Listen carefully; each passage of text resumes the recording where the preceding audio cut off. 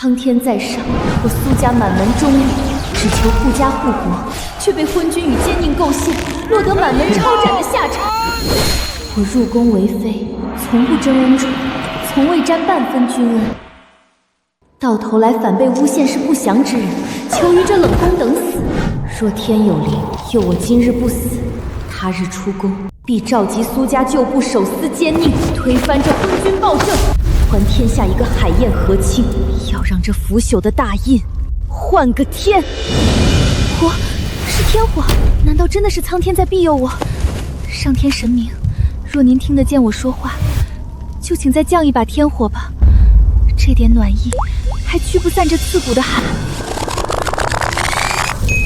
陆妃，你爷爷病危，陆家生意濒临破产，原定给严家的300万彩礼根本凑不出来。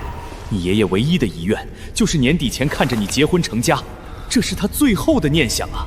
祖宗啊，我快被压垮了，爷爷重病不起，家族生意要黄，彩礼凑不齐，连婚都结不成，我该怎么办啊？我操，什么鬼？刚扔的纸钱呢？这破烧火盆成精了！邪门了啊！再试一次，我就不信这个邪！我操，全没了！这玩意儿怕不是什么妖精的无底洞吧？是更多更大的天火，我能活动了。多谢神明降下天火，今日之恩，青颜没齿难忘。他日若得偿所愿，我必敬天理地，护佑万民，绝不辜负这一线生机。神明大人，您真的存在吗？青颜现在好饿，要是您能再赏赐一点食物就好了。也太邪门了吧！我就不信了，火你能吞，难不成连食物你也能吞？我操，没了，全没了！这盆成精了，这盆是妖怪啊！感谢神明赏赐食物，救我于绝境。此生必定手刃奸佞，推翻昏君，执掌天下权柄，让江山清明安定。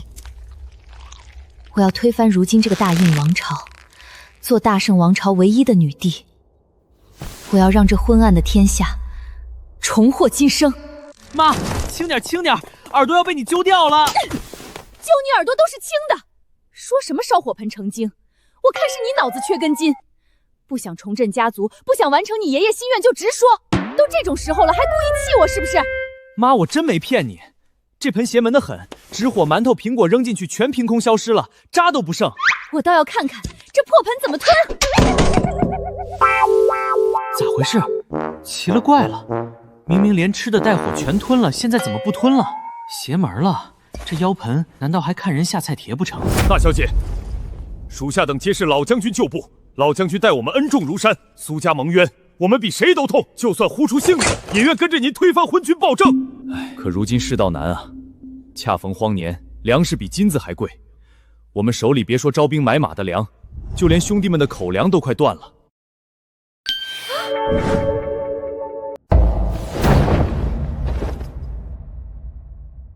赵叔，我知道眼下难，荒年加暴政，天下百姓都在受苦，这也是我必须推翻大印的理由。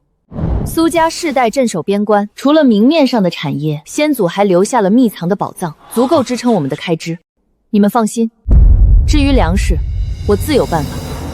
大小姐，如今地里连根麦苗都长不出来，全城粮铺都空了，你能有什么办法变粮食出来？苏家世代忠烈，自有神明庇佑。眼前这烧火盆就是上天神明赐的聚宝盆，是他让我活着逃离冷宫。我相信只要心诚祈祷，他便能变出无穷无尽的粮食。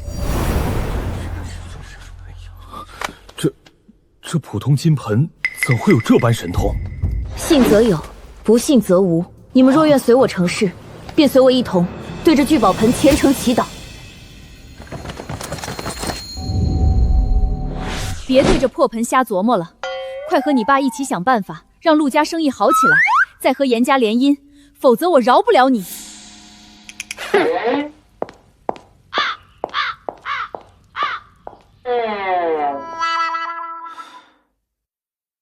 邪门了！我之前明明扔馒头苹果全没了，怎么突然就不灵了？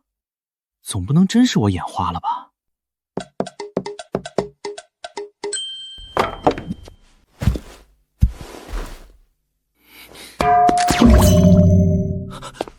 去，又没了！这破盆看人下菜碟是吧？我妈扔的你纹丝不动，我一扔就吞，真你妹的耍我玩呢！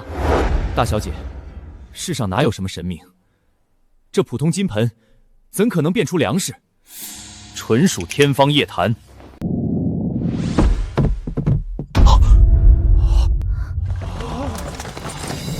我去，真有粮食，是馒头和苹果！我的天，这真是聚宝盆啊！我早说过，苏家有神明庇佑，这聚宝盆定能助我们成事。如今大家还有疑问吗？这，大小姐，就算这真是神明赐予的粮食，也未免有点太少了吧？这神明是不是有点小家子气？闭嘴！肯定是大家还不够虔诚。只要人数够多，祈祷时间足够长，我相信神明定能如我们所愿的。快，大家快跟着大小姐虔诚跪拜，我再去找更多的人来。神明，请一定要助我实现愿望，不然我怕带不动苏家救国。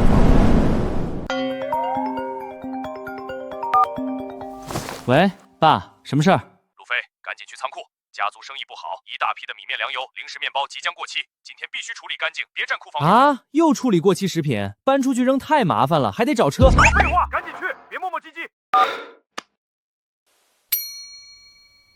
行啊你，专吞我的是吧？今天就让你吞个够，我倒要看看你这腰盆能吞多少。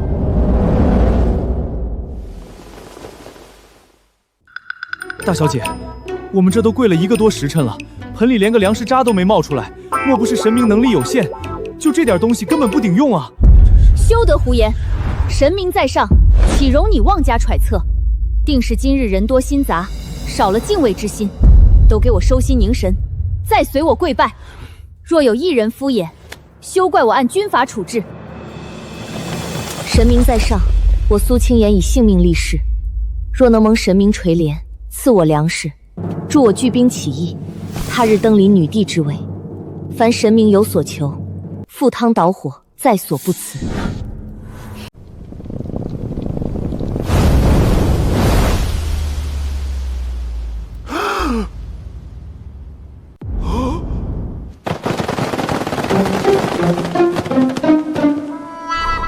粮，好多粮食，是白面，还有这软乎乎的吃食。神明真大显灵了啊！有粮了，我们有救了。这么多粮，够我们吃好久了。大小姐是真受神明庇佑啊，跟着她，我们再也不用饿肚子了。神明庇佑，我等愿随苏将军推翻昏君，共创大业。多谢神明庇佑，苍天不负我苏家，不负天下受苦百姓。我苏青言定肝脑涂地，有此粮，我们便有了聚兵的底气，推翻昏君，重整山河，指日可待。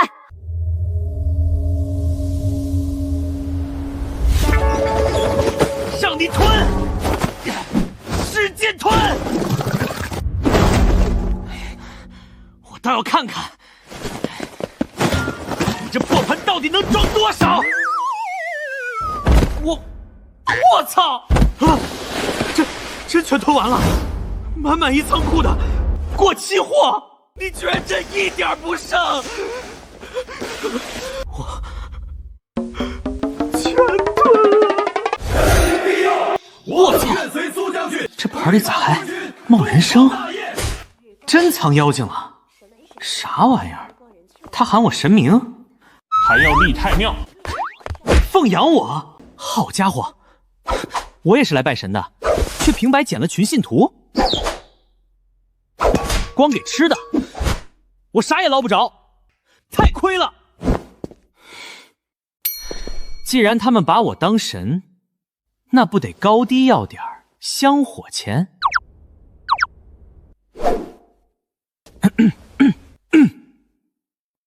尔等凡夫俗子，蒙无庇佑，当献虔诚之礼。完蛋，不会要穿帮了？这些妖精总不能跳出来揍我吧？尔等凡夫俗子，蒙无庇佑，当献虔诚之礼。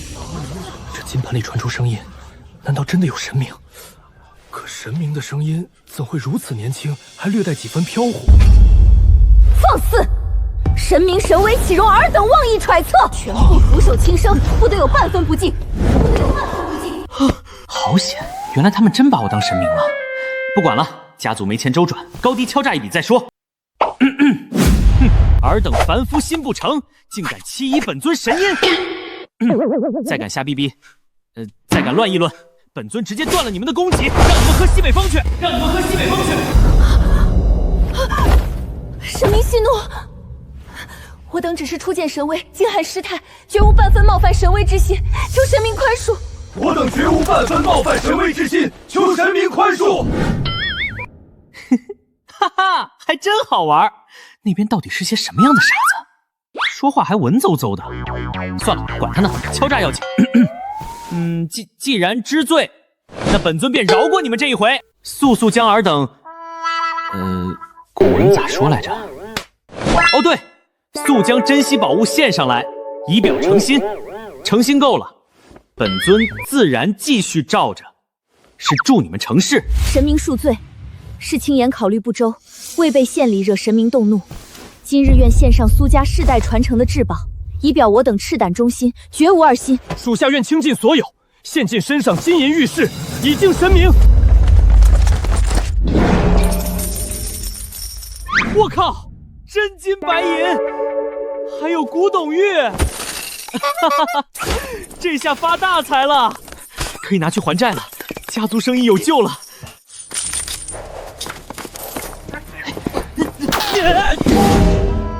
这破盆简直是我的摇钱树，赶紧藏好，绝对不能露馅。那些金银全是真货，一口气卖了500万。古董老板还说这玉佩是稀世孤品，价值上亿。这下不仅能还家里的债，年底结婚的底气也有了。只是严家看我家破产就翻脸，还有颜月那种只看钱分上的女人，值得我去娶吗？哟，这不是路飞吗？家道中落的落魄少爷，怎么还敢往金店凑？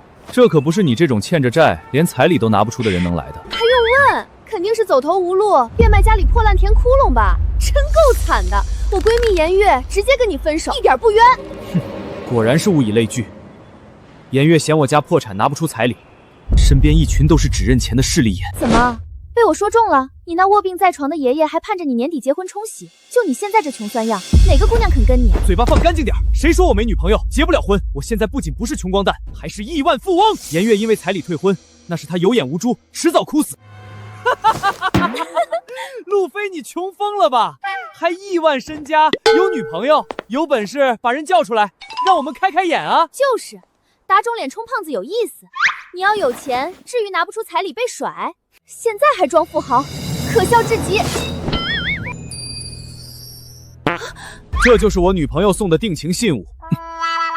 古董老板亲口说，价值破亿，比你身上那破金破表贵上1000倍。你听到了吗？你想钱想疯了！一块破玉吹上亿，真当我们没见过好东西？巧了，我认识城东最权威的古董张老板，今天就带你去鉴定，非把你吹牛的脸打肿。好好好，非要逼我打脸是吧？等着到古董店，让你们知道什么叫搬起石头砸自己的脚。张老板，快停手！天大的宝贝现世了，赶紧过来长眼打假！张老板别忙活了，这小子拿块破玉吹牛说值上亿，还说是什么女朋友送的，我们专门拉来戳穿他的骗局。就是，好好鉴定，今天让这吹牛装有钱的落魄鬼当众丢人现眼。坏了，打脸是爽，可玉佩是跨时空来的，来历根本没法说，万一被追问，秘密就全漏了。我不鉴定了，刚才吹的震天响，现在就怂了。我看就是假货，怕被戳穿丢人了呗。大伙儿都听听，家道中落还装富豪，拿个破烂玉骗上亿，今天就让他彻底现原形。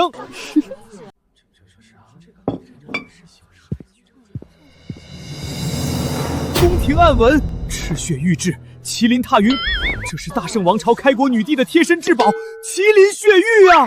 实在此玉千年失踪，是古玩界第一悬案。什么？没想到今日竟现世了！女帝贴身玉佩，我出3亿，当场转账，3亿也好意思开口？我出5亿，这玉我势在必得，10亿都不贵，这是国宝，卖给我。路飞，对不住，我不知道这玉是真的。我早说过，是我女朋友送的。真假多少钱，跟你们有半毛钱关系。硬拉着我来打脸，陆公子，现在满意了吗？我开个价，我绝不还价。我出6亿，当场面交。陆公子，我出8亿，说个数，有买价不是问题。路飞，你可算回来了。我们今天来给你们指条明路。你们家负债累累，那500万外债，能把奄奄一息的陆家彻底压死。念在老一辈交情，我们严家大发慈悲，只要把陆家仅剩的产业全抵作彩礼，让路飞入赘严家，这桩婚事照旧。爸妈，我不要，不然你们就等着被追债，家产查封，最后流落街头。这是你们陆家唯一活路，劝你们别不识好歹。当年严家有难，陆家帮你们度过，如今你们却落井下石，还要侵吞陆家产业，你们太绝情了。别提那些陈芝麻烂谷子的事儿。当初我们答应联姻，就是想借助陆家产业互补好飞黄腾达。现在好不容易有机会直接收购你们，还提什么交情？别开玩笑了。哼，就算再苦再难，我们也绝不会让路飞入赘，更不会把祖产拱手相让的。我好心帮你们，你们却拒绝，那就是不想走活路了。侵吞祖产，逼我入赘，还敢说给活路？你们严家的吃相，未免太难看了。随便你们怎么说，不靠我们，你们还得起债务，还不起债破产，你们一样一无所有。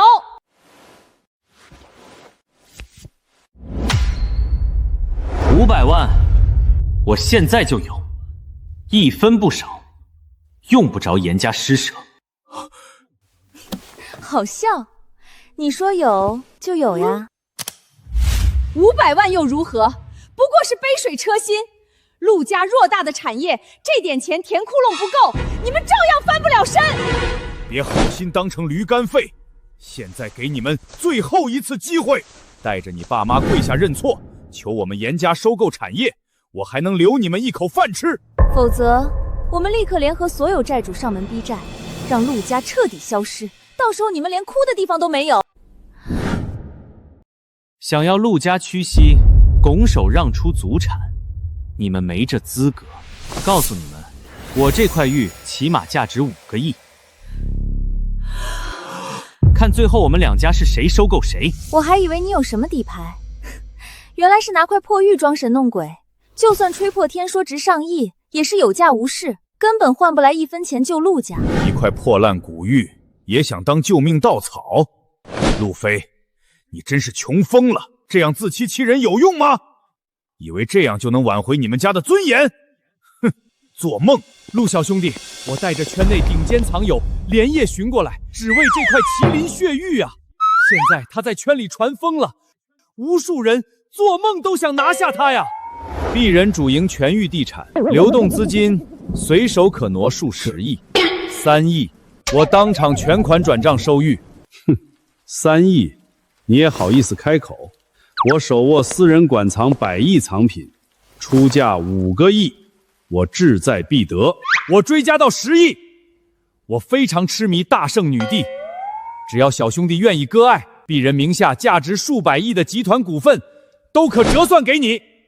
哥，我们家什么时候藏了这宝贝？原来不是你家的呀！再好的宝贝，来路不正是祸。凭空冒出上亿古玉，十有八九是盗墓偷窃得来的国宝赃物。我现在就报警，送路费去坐牢。怎么办？这件宝贝的来历根本解释不清，但不解释清楚，我就剜陆家。小兄弟，先前在我的古董店里，你明明亲口说过，这块麒麟血玉是你女朋友赠送的定情信物啊！这肯定不是偷的吧？哥，你居然悄悄谈了新对象，我们全家人都不知道耶！哼，空口白话谁不会说？说是女友赠送，拿不出人作证就是谎话。我是你未婚妻，怎么不知道你还有女朋友？对，有本事就把人请到现场，当面说清楚玉石来历，不敢请来就证明心里有鬼。没错，只要人到场说清来路，我们立刻闭嘴，不然立马报警处理。大飞，快联系人家过来，只要证明东西来路正当，卖掉玉石就能还清外债，保住我们陆家的产业呀。不必催，我这就联系我的女朋友，到场自证清白。倒是你们一家三狗，处心积虑捏造罪名，恶意污蔑国宝来源，妄图栽赃构陷勒索。等我女友现身，我不光要论玉石真假，还要好好清算你们造谣毁谤的赔偿。到时候别拿不出赔偿金，反倒要变卖自家家产抵债。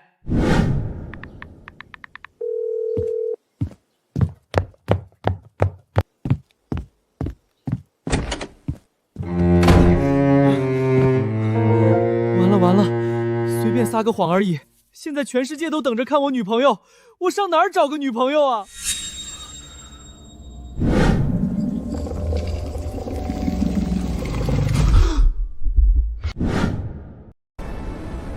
苏将军，翻过山头便能重整兵马，可大雪封山，漆黑无火，看不清前路。再耗下去，追兵一到，全军都要葬身雪山，实在撑不住了。天寒地冻，没法生活，与其冻死，不如投降保命。没火种，没照明，这山路根本走不了，我们没活路了。住口！苏家军从无投降的懦夫，再有轻言投降者，军法处置。神明在上，轻言麾下将士身陷冰封绝境，缺火缺光，寸步难行，眼看就要尽数冻毙。若神明赐神火与光亮助我脱困，往后神明但凡有所吩咐，轻言赴汤蹈火，绝无半句推辞。赴汤蹈火，绝无半句推辞。我这边正被严家逼得要找人作证，他偏偏被困雪山求助，这不就是瞌睡送来了枕头？正好帮了他，要求他穿越过来假扮我女友，当场打脸颜月。区星火微光，与本尊不过举手之礼。我可以赐你火种与照明之物，助你翻越雪山，但你们必须遵照我的吩咐，来个女人帮我处理一桩事，你可愿意应约？你可愿意应约？轻言谨遵神谕，任凭神明差遣。此物换神火折子，一点即燃。神火油浇在木柴上，烈火丛丛，夜光宝珠按下机关，光芒可照亮10里山路。尽数收好，尽数收好。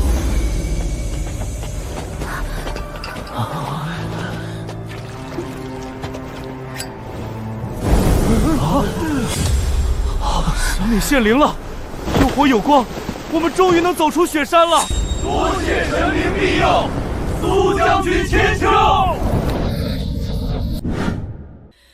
路飞，躲在屋里装什么缩头乌龟？半天联系不到人，摆明从头到尾都是谎话。哪有什么送你玉佩的女朋友？编谎话圆不上就闭门不出，那块破玉铁定是偷盗来的赃物。再不开门，直接联系帽子叔叔破门抓人。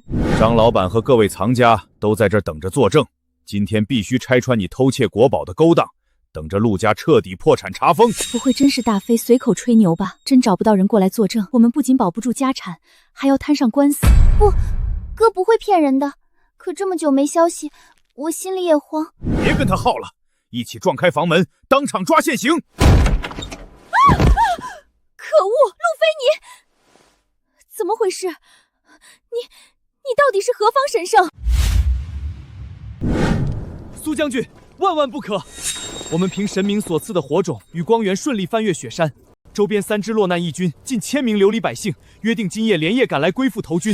您作为全军主帅，要坐镇营地，统筹整编，这是起兵起事最关键的一步。您一旦离开，军心极易涣散啊！将军三思。神谕嘱托之事不能耽搁，我若不前往，就是背叛神明，必遭天谴。将军，神谕只说要一个女人，不一定非要将军前往啊。将军贵为千金之躯，怎么能……你不必说了，是我亲口答应神明。再说，我们军中除了我，请将军以大局为重。青兰愿替将军去履行对神明的诺言，赴汤蹈火，在所不辞。好吧，既然我没法亲身前往，便派我的贴身亲卫替我履约。此虎符是我苏家身份象征，既是我答应神明亲自前往，你就替我带上它，以代表我前往。属下遵命。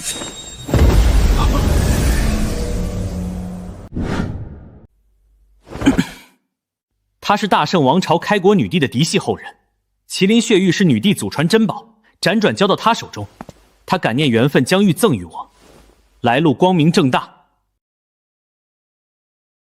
虽然她声音有点变化，但她就是神域的声音。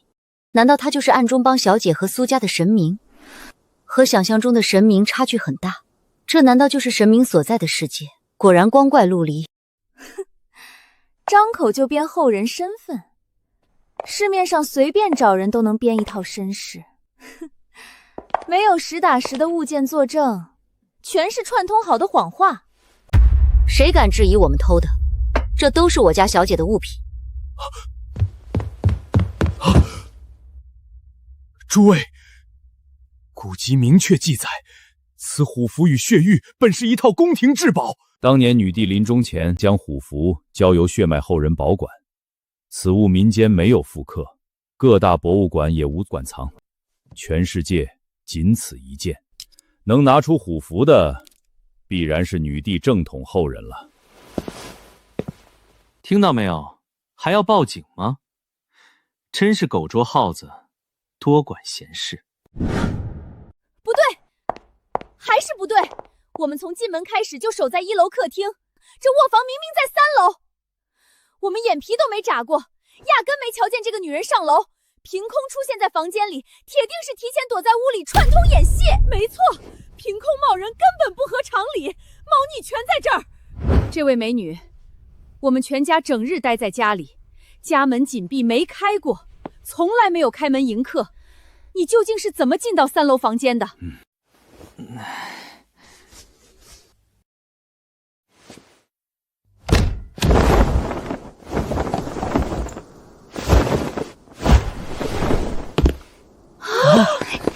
哥，原来未来嫂子还是武林高手呀，居然真会传说里的轻功。我并非路飞的女友，我家小姐要事缠身，无法亲自赴约，特意遣我前来代为办事。哥，他说话怎么文绉绉的？这个嘛，我刚拨通电话，他家小姐临时有事脱不开身，立刻指派女保镖赶来。人家身怀绝世轻功，翻楼穿墙，来去自如，这不是很正常？少见多怪。这位小姐一身古朴制式衣衫，还身怀失传轻功，这装扮和气度，一看就是皇家后裔。没错，寻常人哪有这般身手？妥妥的女帝后人没错了。这古董你们不敢要，我全高价收了。好家伙！这群人自动帮我把借口全补齐了，省得我费劲瞎编。姓严的，麻烦几位立刻离开我家，我们2家恩断义绝。往后再无端造谣诽谤，我直接走法律程序索赔。颜月，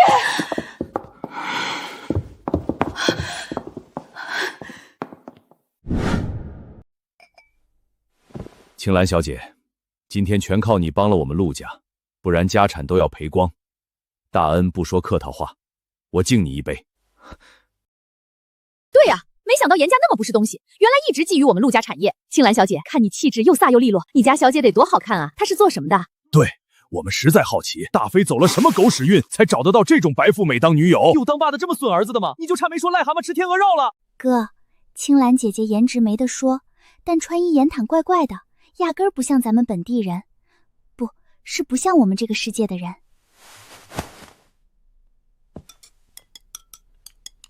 我家小姐风华绝代，品性超凡，容貌气度胜我100倍。昔日蒙冤身陷囚牢，仍心怀万民，如今集结旧部，立志除奸安邦，重整乱世山河。哥，青兰姐说话怎么怪怪的？嗨，他们是女帝嫡系后人，家族传承上千年，守着古时的老规矩，说话有点文绉绉太正常了。以后少说话，免得露出破绽，吓坏我爸妈。糟糕，这女人看着那么清冷，会不会不好说话？谨遵神明大人吩咐。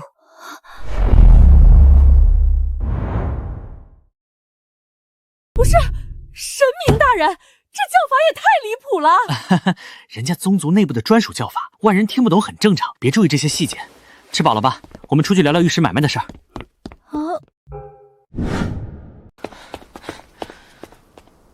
现在没人了，老实跟我说，你家小姐到底是谁？血玉又是怎么落到你们手里的？回禀神明大人，我家小姐身负至宝麒麟信物，遣我前来，便是替她报答神明昔日馈赠大恩。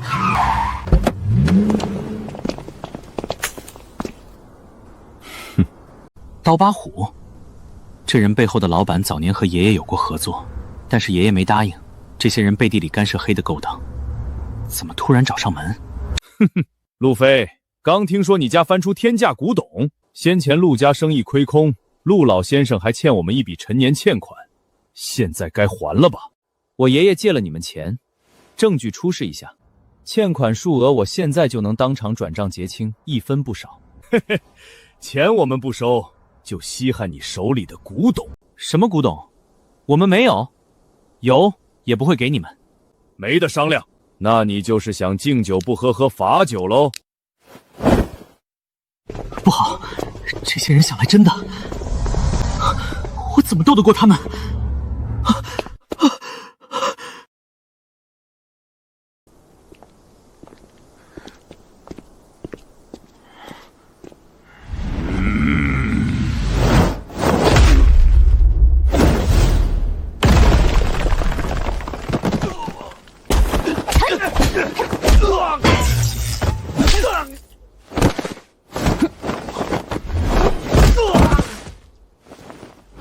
我去，这也太猛了吧！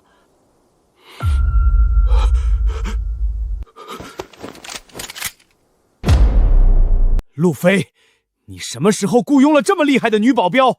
难怪那么硬气。可惜武功再高，也怕踩刀。不要硬刚啊！此器一声轰鸣便能打穿树干，莫非便是神明世界的神器？威力远超我大玉王朝所有神兵利器啊！嘿嘿，杜少挺风流啊，英雄救美，连命都不要了，那我成全你。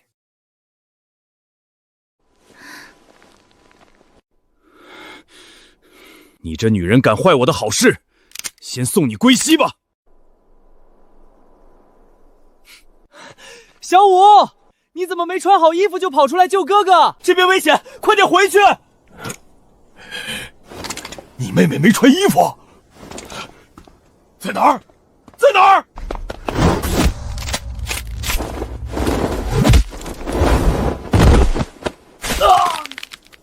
我操！老大一招就没了。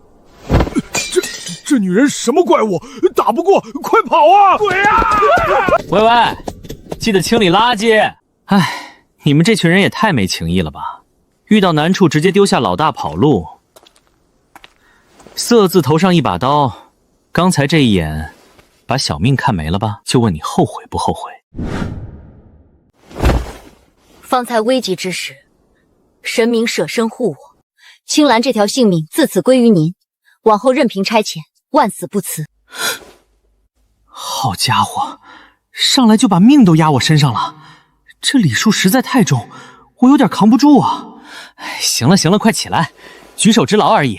你们古代人行事下手也太利落了。此人持剑行凶，蓄意劫掠，依法惩戒，理所应当。好家伙，你们古代人是真半点不敬畏现代律法啊！小姐命我来报神恩，为了保护神明大人，自然不惜赴汤蹈火。还把我当神明呢？哼，你见过这么作的神明吗？黑恶势力突然上门夺宝，整件事疑点重重。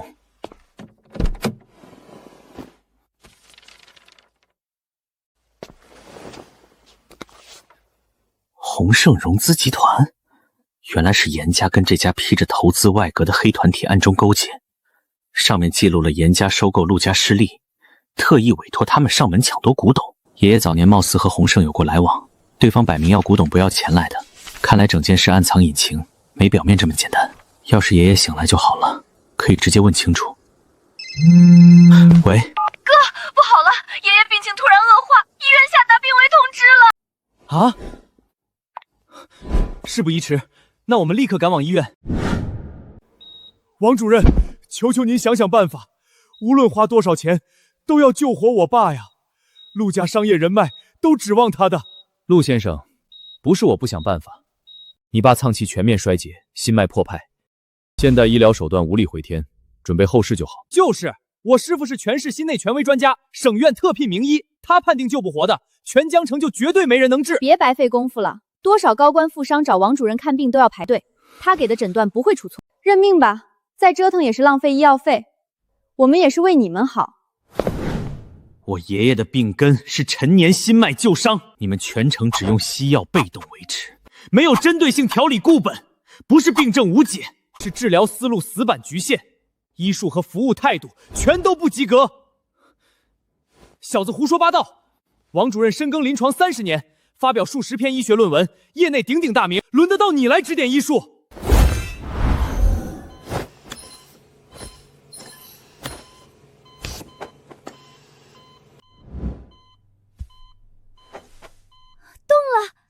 爷爷手指动了！刚刚你们还一口咬定王主任发话治不好就没救，直接给爷爷判了死刑。现在青兰姐姐随手出手就稳住病情，这话你们要怎么圆？青兰小姐大恩大德，我们全家真不知道怎么报答。多亏有你，硬生生把老爷子从鬼门关拉了回来啊！青兰，真有你的，原来你还有这一手，不早说。略懂医术罢了，但眼下只是临时吊住性命。这位小姐的古法医术神乎其技，我自愧不如，只是眼下也仅能暂时稳住生机罢了。此话怎讲？你快说清楚！我要彻底根治，让老爷子完全清醒，必须用到一味奇药紫血龙枝。根据古籍记载，此枝只生长在1000年前大晕皇朝的绝壁之上，所以我才一直说没法医治啊。好不容易有转机，药材却绝迹了。哥，现在怎么办？紫血龙师绝迹1000年，青兰本就是大晕过来的人，那雪山就是他们曾经驻守的地界，我跟着穿越过去，不就能亲自采药？小五，还有爸妈，别慌，还有办法，我一定会治好爷爷的。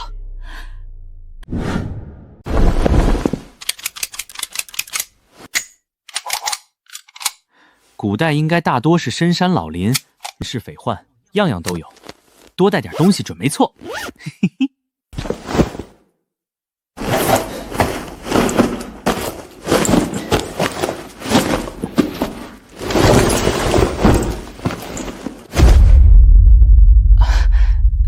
那个，辛苦你了，东西有点多，实在不好意思啊。神明大人数次救我性命，亦护我家小姐周全。今日追随您前往异世，纵使刀山火海，万丈深渊，青兰也绝不退缩。哎，又来了又来了，动不动就下跪表忠心，我一个现代人哪受得了这礼数，头皮都发麻了。快起来快起来，不用这么严肃。对了，穿过火盆前往你们那边，一路上不会有什么危险吧？两界通道稳固，寻常并无凶险。爷爷等着我，紫血龙枝，我来了！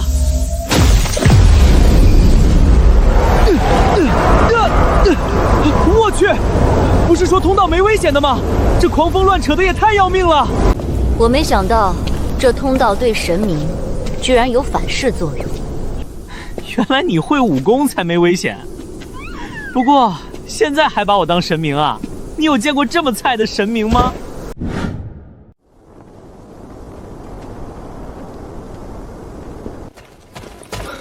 将军，昨夜我们临时驻扎的山头被山匪抢占了，不少辎重也落入匪手，万幸主力粮草都存放在山脚，并未受损。不如我们直接拔营继续前行，莫要为一座荒山耽误大事。不，其余物品皆可舍弃，唯独那尊连通神明的火盆绝不能丢。今日无论如何，我都要上山将它取回。将军万万不可！这座黑风山山势险峻，易守难攻，山匪盘踞已久，若是强行攻山，我军必定伤亡惨重。一旦兵力折损，还会引来朝廷大军围剿，到时候我们将腹背受敌啊！是啊，将军，留得青山在，不愁没柴烧，还请三思。请将军三思。神明在上，如今火盆被困匪巢，属下深陷困局，恳求神明再次施以援手，助我取回至宝。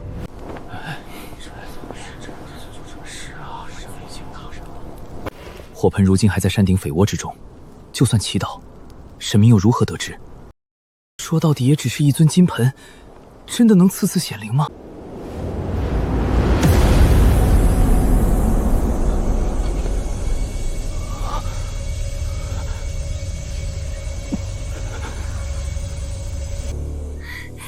定是神明再次显灵了！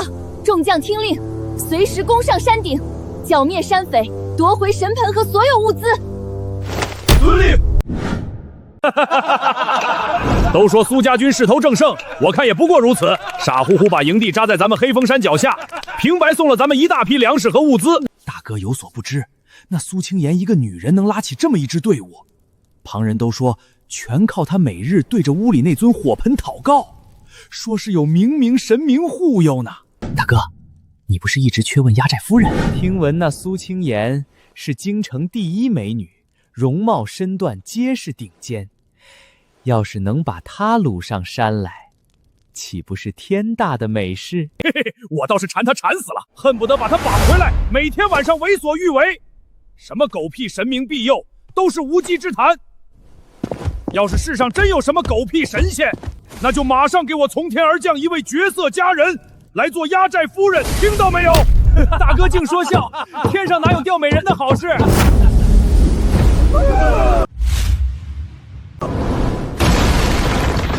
我去，这什么情况？真有人从天而降啊！好家伙，真显灵了！我刚许下心愿，立马就送来一位倾城美人，难不成这火盆真有什么狗屁神明？大哥，既然这是上天赐你的压寨夫人，那兄弟们赶紧动手，把人拿下！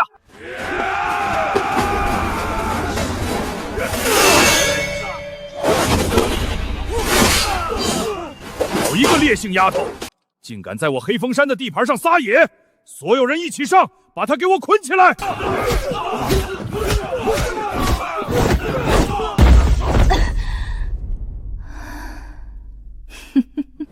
哈哈哈哈！果然许愿灵验了。这姑娘不仅长得倾国倾城，身段曼妙，还练得一身好功夫，做我的压寨夫人再合适不过。老子今晚就好好征服你！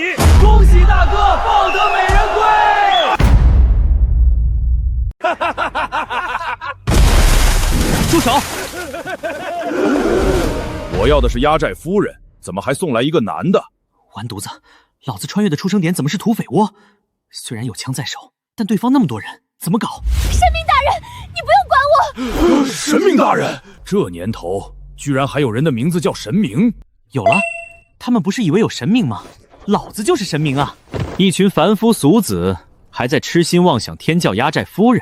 本座可不是来成全你们的美梦来的，本座是收你们来的。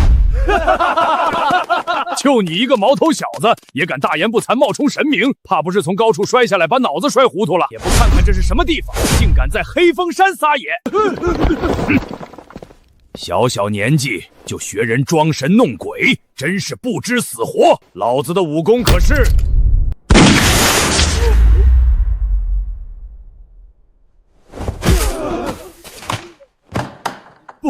不可能，绝对不可能！大哥一身硬功夫，寻常数十人都近不了身，怎么会被秒杀？这绝非寻常武艺，难道此人真的拥有神力，是真正的神明？神明大人饶命！我等有眼无珠，冒犯上仙，我们往后再也不敢作恶了。冥顽不灵，我代表上天收了你们。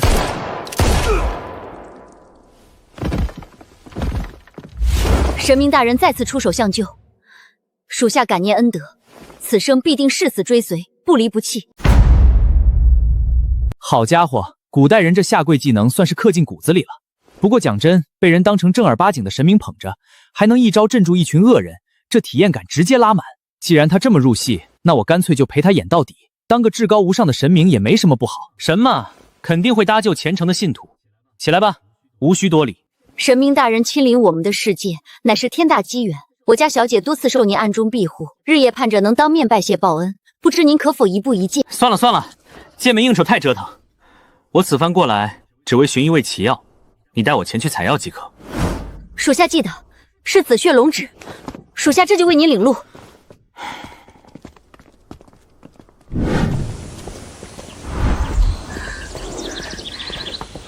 将军万万三思！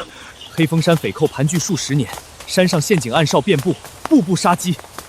那大当家一身横练硬功，刀枪难侵，方圆百里从无对手。朝廷数次重兵围剿都铩羽而归，咱们贸然上山，怕是要陷入绝境啊！你放宽心，那尊火盆是我与神明互通意念的至宝。方才山顶金光直冲云霄，我莫名有股强烈预感，定是神明感知到我的祈祷，亲自降临此地。从深陷囚牢到收拢旧部，我数次身陷死局，全靠神明暗中搭救。我心中早已埋下夙愿，今日总算有机会一睹神明真容。无论如何，我都要上去。那伙山匪凶悍至极，大当家更是凶名远扬，单凭祈祷真能解决麻烦吗？不好多说，咱们跟着将军看看便是。但愿真如将军所言。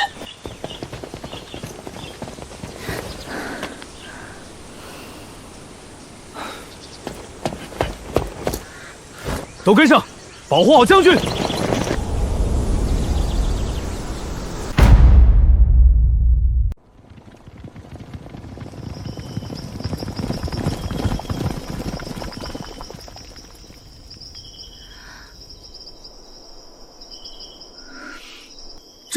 这居然是真的！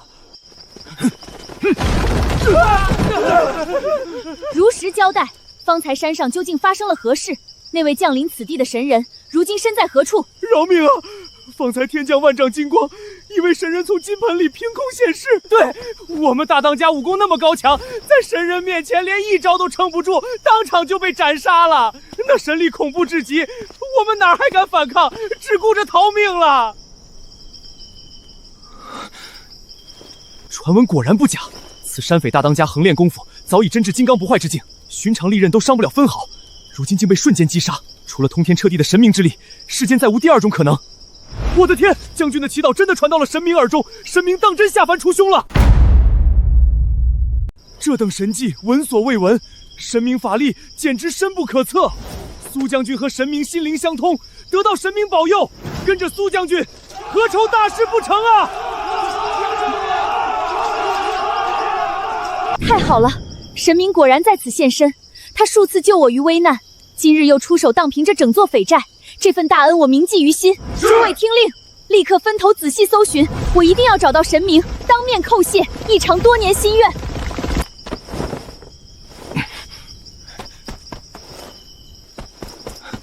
将军，整座山寨都搜遍了，始终不见神明踪影。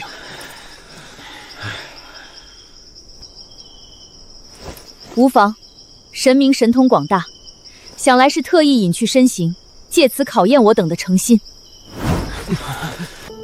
我相信，只要我执念不改，终有一日能得神明亲自相见的。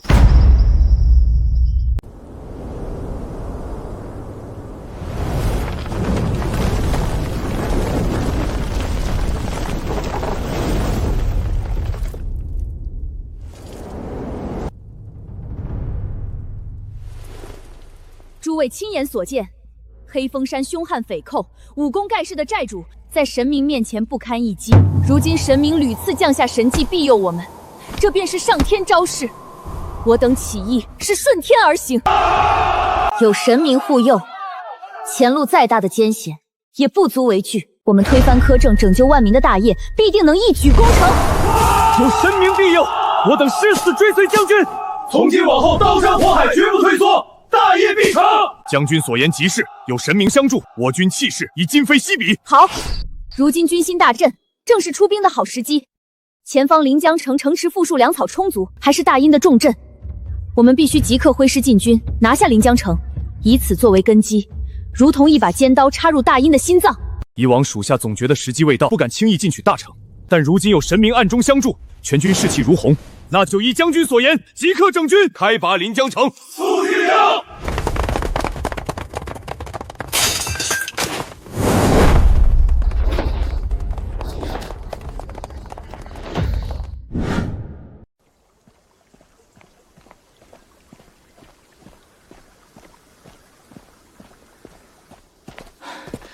你说的紫雪龙之，具体在什么地方能找到？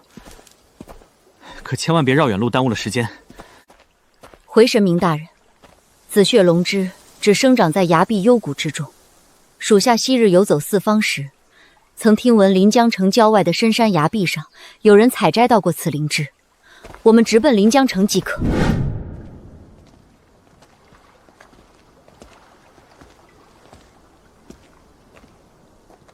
奇怪，好好的村子，怎么人人都愁眉苦脸的？去问问，出什么事了？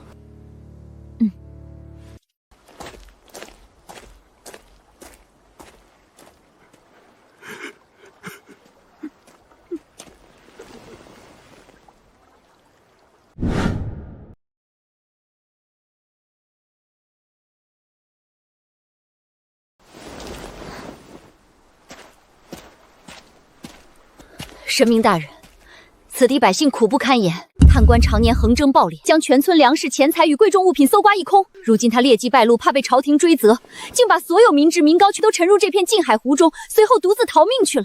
村民们家底尽失，衣食无主，往后根本没法活下去。太过分了！搜刮民财就算了，还故意把财物沉湖毁掉，这大殷王朝的贪官简直丧尽天良！诸位，莫要灰心，今日有神明在此，定会为大家主持公道。我靠！你不会吧？装神弄鬼我还马马虎虎，你让我真动用神力救苦扶难，我上哪儿去整啊？神明，我们这群穷苦百姓受尽欺压，真有神明也轮不到眷顾我们啊！说的是，要是真有神明庇佑，这腐朽世道也不会变成如今这般模样。溜了溜了，我可没这闲工夫，先找灵芝要紧。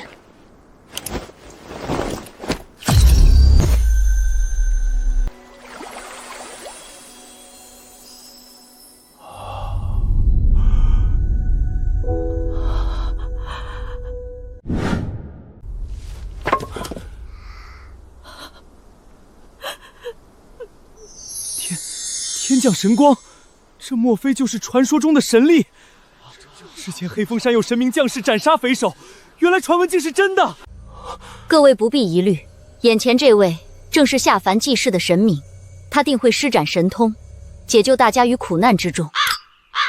完了完了，本来只想偷偷跑路，这下反倒自爆神力，彻底被架在火上下不来了。这个嘛，这个时间段我可能没空。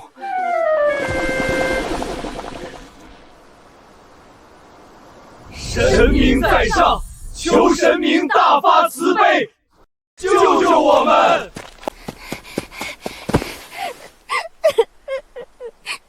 神明大人，求求您帮帮大家吧！再这样下去，我们全村人都要饿死了。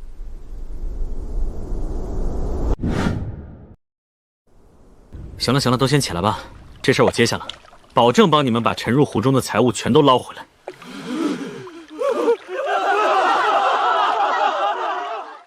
得好好想想办法，应该怎么搞才行。神明大人，并非我等多疑，这条大江绵延数十里，财物不知沉在哪一片水域，江底暗流涌动，乱石遍布，连位置都找不到，又谈何打捞？没错，就算你真有点神力，茫茫大江如同大海捞针，怕是也无从下手吧？我看终究是无力回天。神明大人，你的神力可以……区区江水难不倒本座，本座先施展第1层神力，帮你们锁定财物的具体位置吧。所有人听令，取出家中留存的杂粮、饼渣，当做鱼食。神明大人，不是我怀疑你的神力，是这些食物和物资已经是我们最后仅存的了。要是没有要是，瞪大你们的眼睛，一会儿出现鱼跃龙门的地方，就是物资所沉之地，准备见证神力的奇迹吧。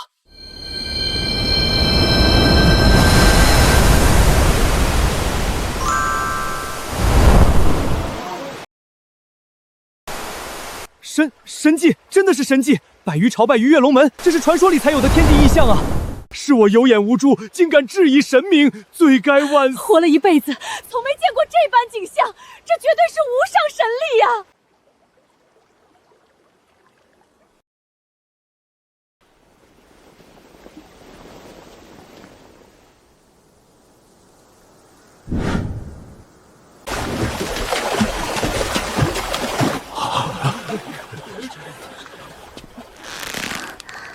神明大人手段通天，仅凭一言一动，便引百余齐聚。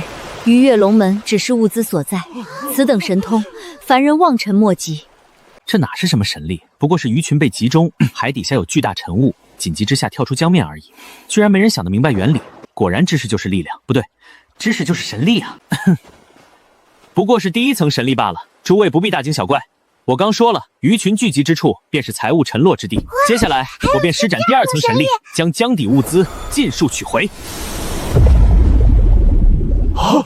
神明大人神通盖世，仅凭第一层神力便锁定方位，我等心悦诚服，任凭差遣。第二层神力便要借助这些寻常器物，所有人听我安排，收集岸边所有空心木桶、巨型葫芦、粗麻绳，再寻来粗壮树干，将渔网全部收拢过来。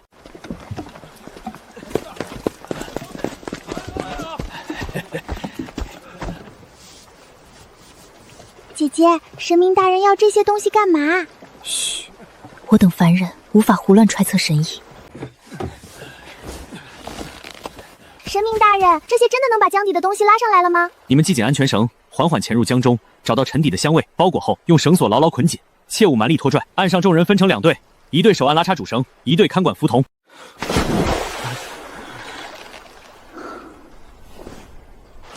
往下再探一点，找到，快找到！起！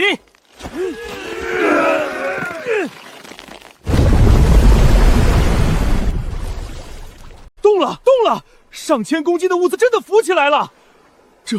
这就是神力，谁还敢不服？太不可思议了，太不可思议了！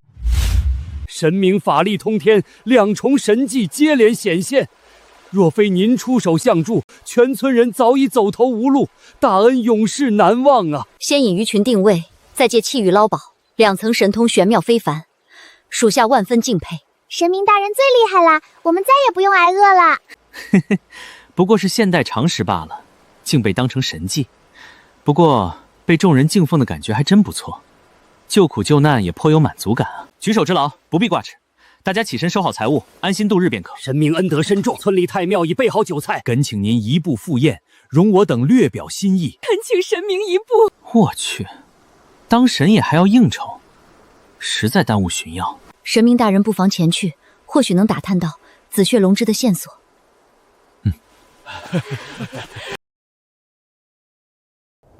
属下方才探查，听闻城郊大江边接连出现惊天神迹，有一位神明下凡。先是引百余汇聚，鱼跃龙门锁定方位，又以神力将贪官沉入江底，重达数千斤的大批财物尽数打捞至岸边，附近村民全都奉其为真神。数千斤重物能捞起，还有鱼跃龙门的天地异象，此等神通当真匪夷所思。之前黑风山神明斩杀匪首，如今又在临江城外救助百姓，这位神明当真一直在世间行走，连凡人的苦难都出手搭救，可见神明心怀苍生啊！诸位都听见了，神明现身临江，出手解救被贪官欺压的穷苦百姓，这便是最好的招式。大印王朝官吏横行，苛政遍地，天下苍生苦不堪言。我等起兵举事，行的是堂堂正道。今日拿下临江城，便是顺应天意。顺应天意，推翻暴政，追随将军必胜！上！神明大人，是你降临临江了吗？青岩来了。区乱党也敢犯境，今日定叫你们有来无回！不要被敌军示众吓到，全军分2翼突进，稳住阵脚。将军，敌军势大，再拼下去必遭全军覆没，请速速下令撤退。哇，好英姿飒爽的女将军，这气场十足的模样，正是我喜欢的女帝范儿，爱了爱了。可惜我还急着找灵芝，这打打杀杀的，还是别被掺和进去了。你率主力突围撤离，我带亲兵断后阻截追兵。断后凶险，还是让属下留下。军中不可无主，速去！神明大人，你听得见青岩祈祷吗？还请保佑青颜。将军，我等来助你。如今你们已是插翅难飞，乖乖束手就擒，尚可留你一命。将军，被俘必受折辱，坠崖虽死，尚能保全名节。我绝不投降，也不愿就此赴死。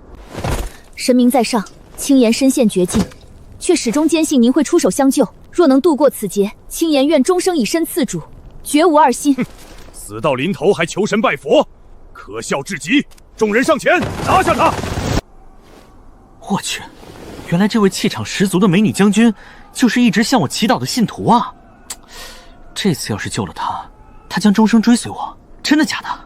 不管了，总不能见死不救，拼了！看，那是什么？怎么可能有人会飞？当真有神明下凡，这般本事绝非人力所为，神明真的降临了。神明大人，您终于来了，青颜就知道你一定能感知我的心声，一定会踩着云彩来搭救我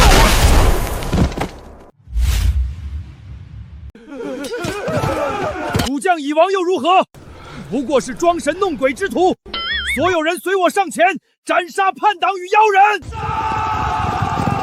神明大人，请再救救我们啊！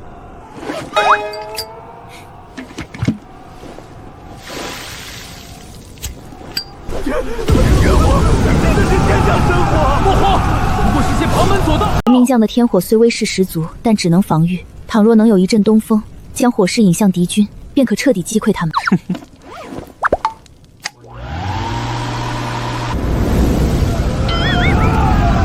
哎呀，神通广大，神明不仅能降天火，还能呼风引火，法力当真无边无际。飞天，降山火，御狂风，世间唯有神明能有这般通天手段。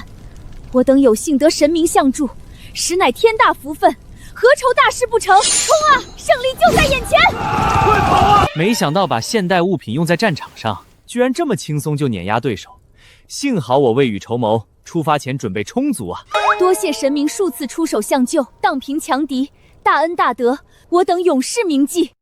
多谢神明庇佑。天天被人当神明跪拜，属实有点不自在。比起做高高在上的神明，我反倒更想辅佐这位又美又飒的女将军，帮她推翻暴政，拯救万民，成就一代帝业。朝廷重赏，斩杀叛军女首，余党不攻自破，动手！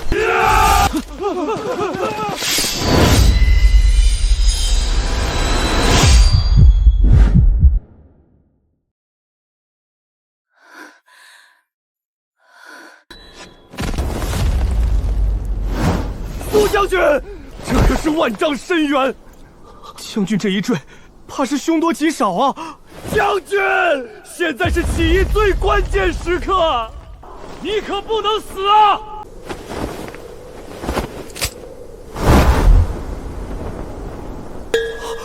神明大人也跳下去了，有神明庇佑，将军定能逢凶化吉，这是神迹呀！神明庇佑，保将军平安。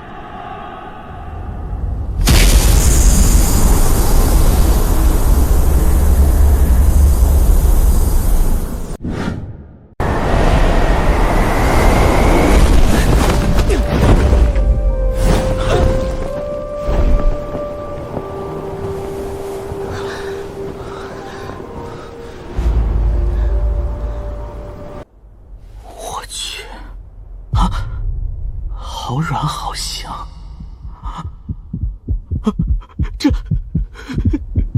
这谁受得了啊？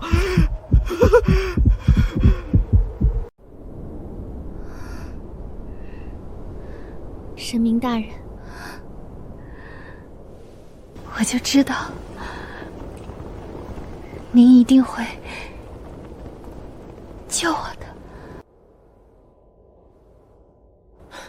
别叫神明，我真不是神，我只是来自另一个世界而已。这降落伞在我们那儿就是普通东西，不算神通。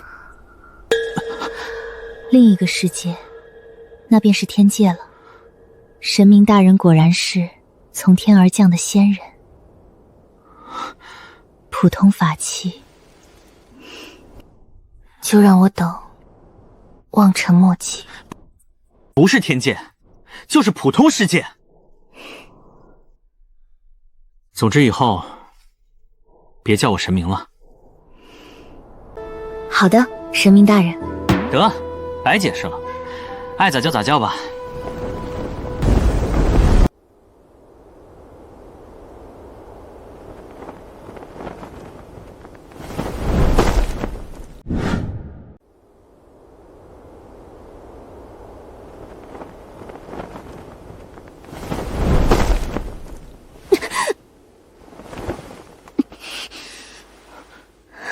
小心，你腿伤了，别乱动。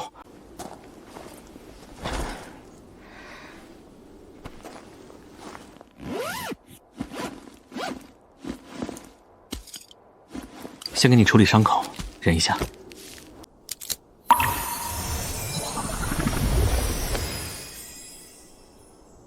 真白啊！啊呸！老子如今是神明，淡定点，非礼莫视。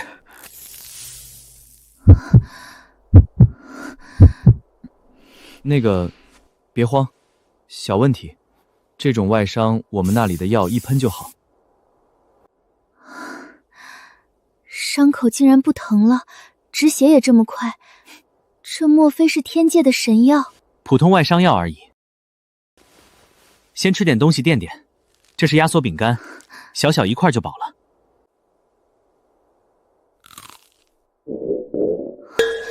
小小一块干粮，竟如此顶饿，这定然是鲜粮。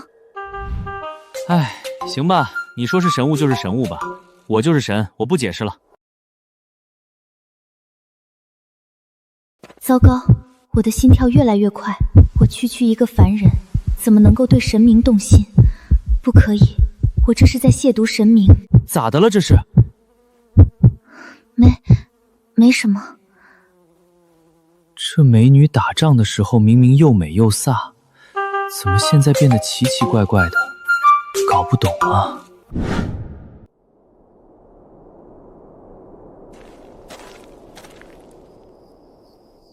崖壁太陡，夜里露水重，容易打滑。硬爬太危险，今晚就在谷底歇一晚，天亮再上去。一切遵循神明意志。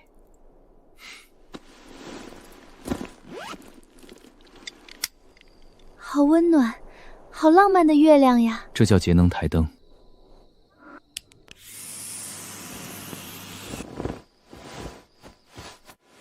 你一个女孩子家的，身上又有伤，睡不得冷地板，今晚就睡这儿吧。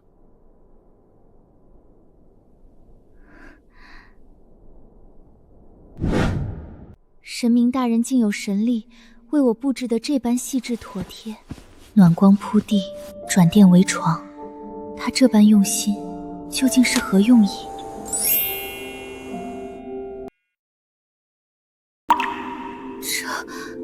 这乐曲空灵悠远，宛如天界天籁，竟不似凡间所有。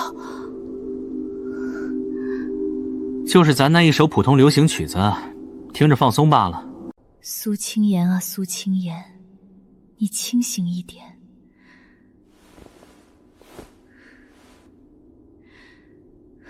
他是神明，不是你能爱上的。夜里山谷凉，你拿着暖手，你睡这边垫子上，我在旁边守着。多谢神明大人，您待青年实在太过周全。离谱！我就搭个睡袋放首歌，怎么给他整得娇羞成这样？以前颜月说我是不解风情的直男，到这儿反倒成了玉面仙君了。他这脑补能力也太强了，再脑补下去我都不好意思了。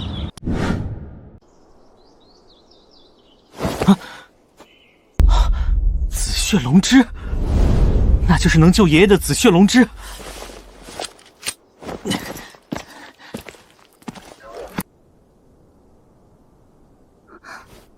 神明大人，您在哪里？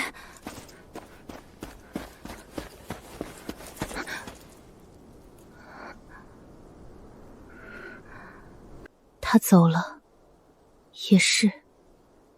神明本就不属于凡间，我又怎能奢求他停留？人神殊途，我本就不该对神明大人心生妄念。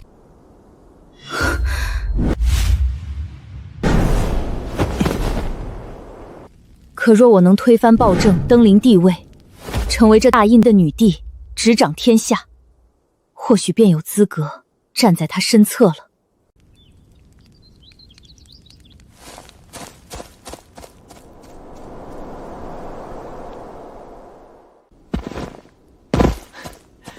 苏小姐，苏美女。算了，虽然这美女范儿确实让人惦记，但眼下救爷爷要紧，先回去再说。我真是傻了，没有那鎏金火盆，我怎么穿回现代世界？不行，得赶紧追上苏青言。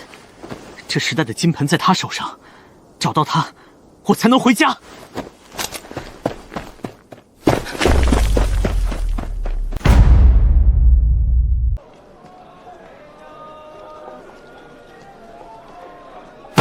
苏青言自临江起兵，连破3城，开仓放粮，惩治贪官，真乃龙虎之师。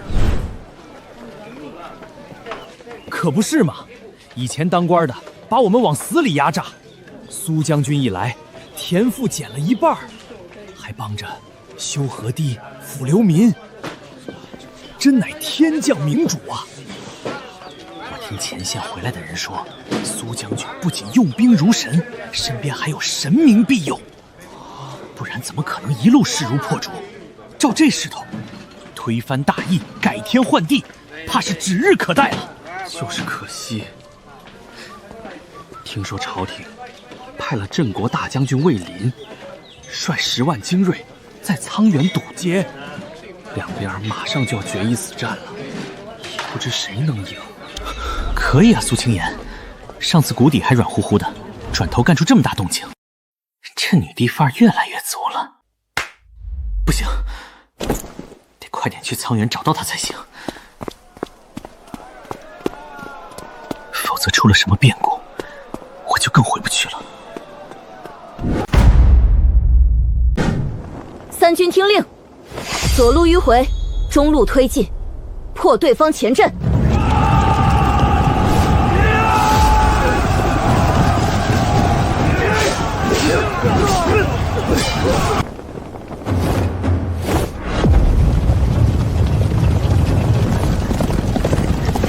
孙将军，位列精锐太多，装备兵力都不占优，再硬拼下去全军覆没，先行撤退，整补后再来。留得青山在，不怕没柴烧，暂避锋芒，保存主力，日后再图反攻也不迟。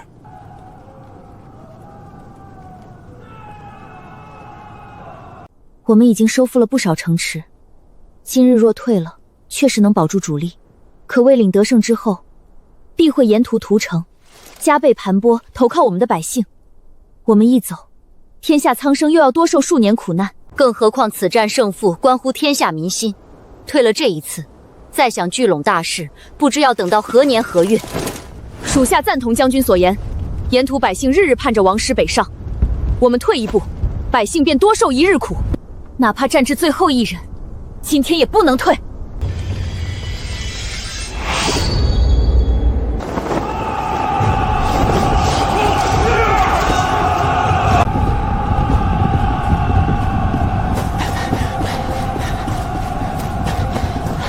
撑住啊，苏青言！将军，末将有句话，不知当讲不当讲。军中传言您有神明庇佑，我们皇城义军也因此投靠你。可末将从军多天，从未亲眼见过。如今战局危急，莫不是只是用来鼓舞军心的说辞？你们休要再次动摇军心。苏将军有神明保佑，我们元老将士亲眼所见。既然如此，如今这种情况，就请主帅祈祷神明保佑。是啊，请快请神明。神明在上，青言如今身陷困局，不求自身安危，只求能护佑三军，解救万民。若您还念着凡间苦难，恳请再降神迹，助青言一臂之力。金盆真能让神明降临吗？世界上真有神啊！万一不灵，我们该怎么办？这可是生死战场啊！嘿嘿，既然装神弄鬼那么有用，那就再来一回吧！干冰加水，弄出仙雾洒洒水。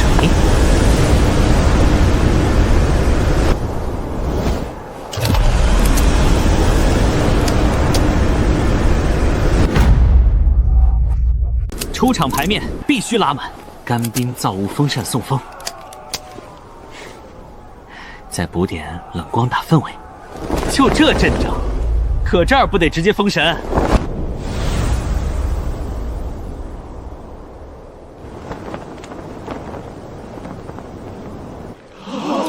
神明，是神明，神明真的降临了！这怎么可能？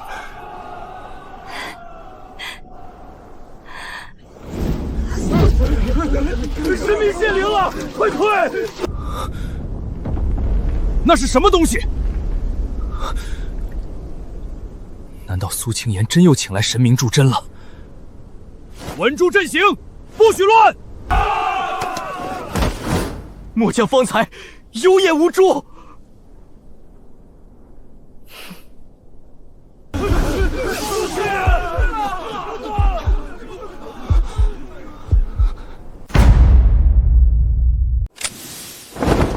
看，那是什么？怎么可能有人会飞？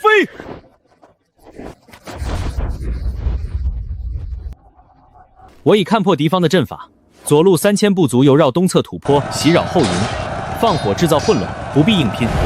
中路盾兵换步推进，右路骑兵伺机冲散对方阵型，打1刻钟就撤，不得贪功。平时玩古代的战争游戏，幸好有研究阵法，按照攻略应该是这么破的，也不知灵不灵。全军听令，依神明指示行事。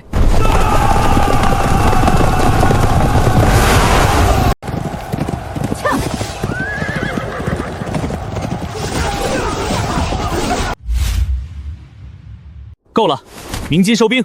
卫林主力尚在，应中入城内拼伤亡太大，敌军城内还有禁军，我军应先退避10里，依托河谷扎营休整，从长计议。谨遵神明大人号令，传令全军有序后撤10里，依河谷扎营。小姐平时非常强势和有主见，在神明面前竟还有这么乖巧的一面呢。是末将有眼无珠，先前竟质疑神明显灵，罪该万死。神明神机妙算，一出手便逆转战局，当真天人也。哈哈，现在可信了，神明大人屡次救我军于危难，岂是虚言？些许小战术而已，机操机操，不必大惊小怪。末将以为，应当趁眼下士气正盛，兵分3路强攻大应天津3门，位列新败城内军心不稳，一鼓作气，定能破城。不可，天津城高墙厚，守军尚有5万，强攻必会伤亡惨重，就算拿下也是惨胜。神明大人，你来了，您请上座。小姐一看见神明大人，那反差也太大，太可爱了吧！参见神明大人。你们刚才争论的我都听见了，强攻之法，战术上挑不出错，但战略上绝不可行。天津城是大殷都城，100年根基，真要血战到底，就算赢了也是浮尸百万，血流成河，城中百姓遭殃，战后百业凋敝，重建不知要耗费多少年。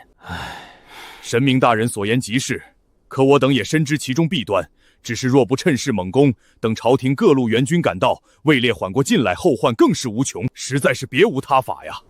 神明大人，您有什么神谕给青言吗？未必别无他法。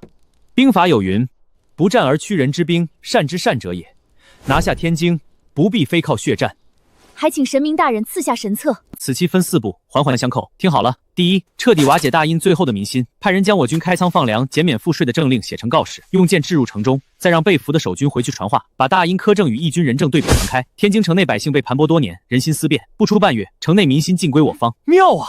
第二，朝堂离间，暗中派人携带金银，买通天津城里的奸佞近臣，让他们在昏君面前进谗言，就说卫林守重兵与义军暗通款曲，故意兵败退守都城。神明大人果然智慧卓绝，那昏君本就猜忌武将，定会下旨催战，削他兵权，令前线军心大乱。第三，经济困城，我们不围死4门，只掐断城外粮道与漕运，放城中流民百姓出城，百姓越走越多，城内存粮消耗却不减，再加上民心浮动，用不了多久便会物价肥涨，怨声载道。神明大人天人之智，我们服了，彻底服了。这就服了。还有第4条呢，那就是围3却1。我们3面佯攻，独留西门不打，给守军留一条逃命的退路。守军本就军心动摇，见有生路，必会弃城而逃，我们便能兵无血刃拿下天津。妙啊！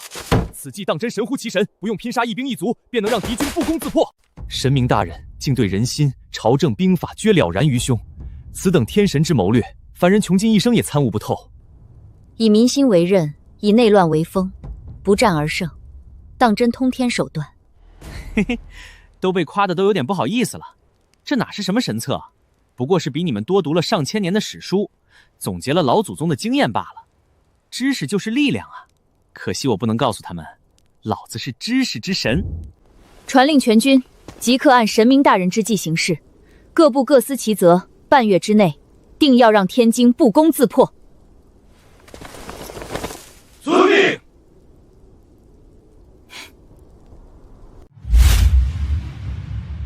神明大人特意约青颜来此林间，不知有何吩咐？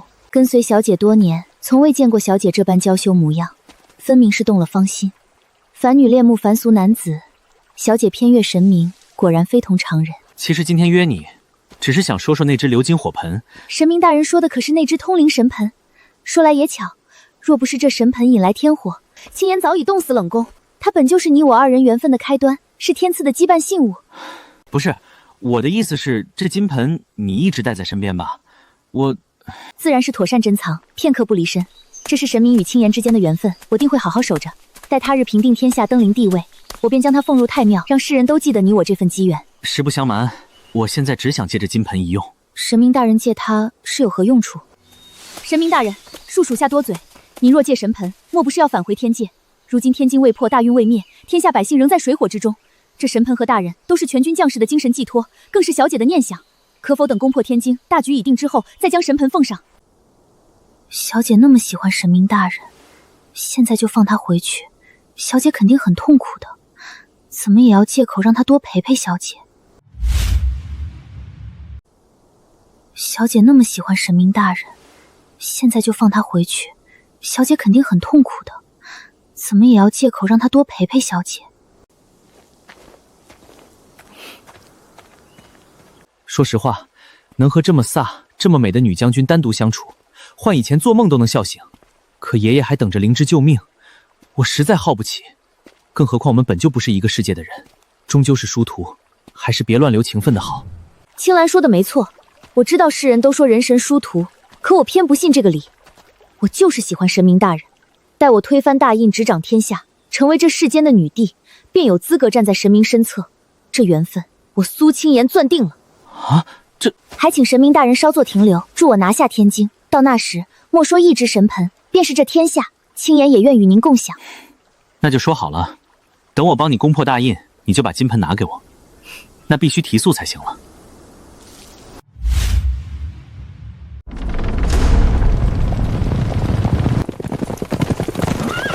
神明大人的神策当真无敌，仅用10日，我们便兵不血刃破了天军城，城内守军尽数溃散，百姓夹道相迎，这都是神明与苏将军的功劳啊！天津虽破，根基未倒，真正的硬仗还在后面。将军所言极是，镇国大将军魏烈率3万禁军死守皇宫午门，拒不投降，只有击溃魏烈，大晕才算彻底覆灭。只是魏领征战沙场10余年，一柄长刀打遍天下无敌手，号称天下第一武将，此人悍勇无匹，万不可轻敌。魏将军，大印失尽民心，大势已去。你若开城归降，我可保麾下将士性命，也免了城中百姓再受兵戈之苦。我魏家世代受大义皇恩，忠君报国乃本分，要我卸甲投降，绝无可能。苏将军若真怕生灵涂炭，便与我单打独斗。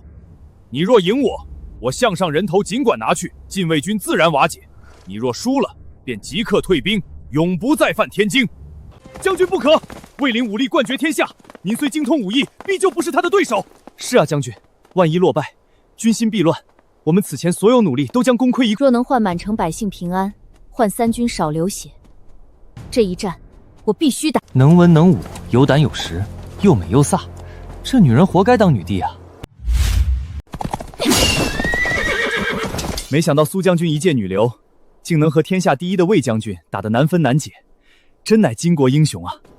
苏将军向来武艺无双，只是魏林的武艺是多年战场征战练就的，想单柱战胜如此战神，怕是难如登天。小姐小心！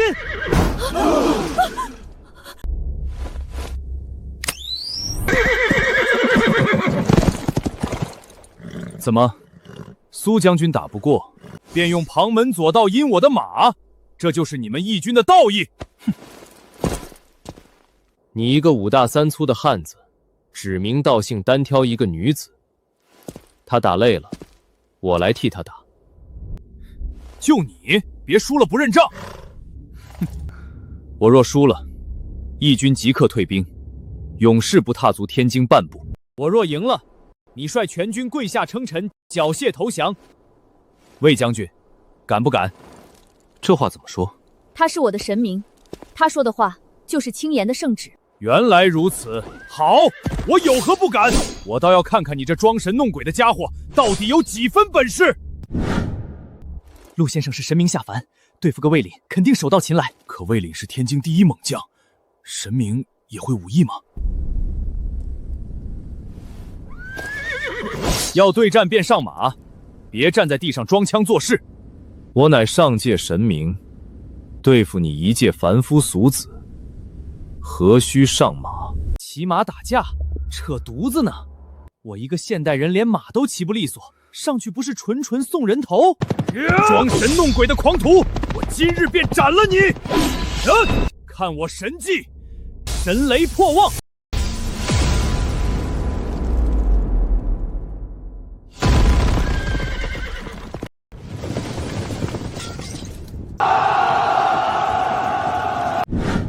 神明献圣，所向披靡，神明庇佑，义军大胜！苏将军，魏岭已死，晋军尽降，天津彻底拿下了，请将军即刻入主皇宫，祭天改元，开创新朝。天下百姓翘首以盼，请苏将军登基，主持大局。此番能破天津，灭大印，全凭神明大人运筹帷幄，出手镇敌，所以该先行入宫的是神明大人。轻言愿随您身后，听凭差遣。苏将军万岁！神明万岁万岁万万岁！做梦都想不到，以前看史书羡慕千古一帝威风，如今我居然成了这个世界的神王帝君，万人之上，一呼百应，这感觉是真的爽啊！哭什么哭？一群没用的东西，快把朕的夜明珠、玉如意都收起来，一件都不能落！陛下，魏岭战败，晋军全降了，叛军已经闯进宫门了。废物，都是废物！平日里吃朕的喝朕的，关键时刻一点用都没有！快备车，把后宫妃嫔都带上，从密道走，去南边找秦王军。轻言，朕的贤妃，你终于回来了。之前都是奸佞小人挑唆朕，朕是被蒙蔽了，才从来没宠幸你，也错待了苏家。你若饶朕一命，朕立刻封你为皇后。这天下财富、六宫权柄，全都是你的。谁是你爱妃？谁要做你的皇后？别恶心我了！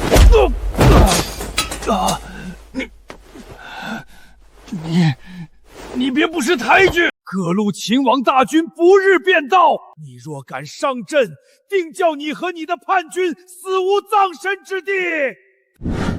蒙蔽，我苏家世代镇守北疆，战死沙场37人，你一纸诏令，便满门抄斩，是奸佞挑唆。江北闹灾，流民百万，你扣下赈灾2款修行宫，饿死百姓数10万，也是奸佞挑唆。为修御花园，强征民夫过万，累死的人直接填了护城河，还是奸佞挑唆。爱妃，我嘴！你这昏君敲骨吸髓，残害忠良，草菅人命，桩桩件件罄竹难书。今日斩你，是替苏家满门报仇，是替天下百姓雪恨。我去，这女人还真是杀伐决断，半点不拖泥带水，女帝范儿是真的足。不过这个性格当女朋友会不会有点危险？神明大人，大义已灭，朝政琐事自有臣下处置。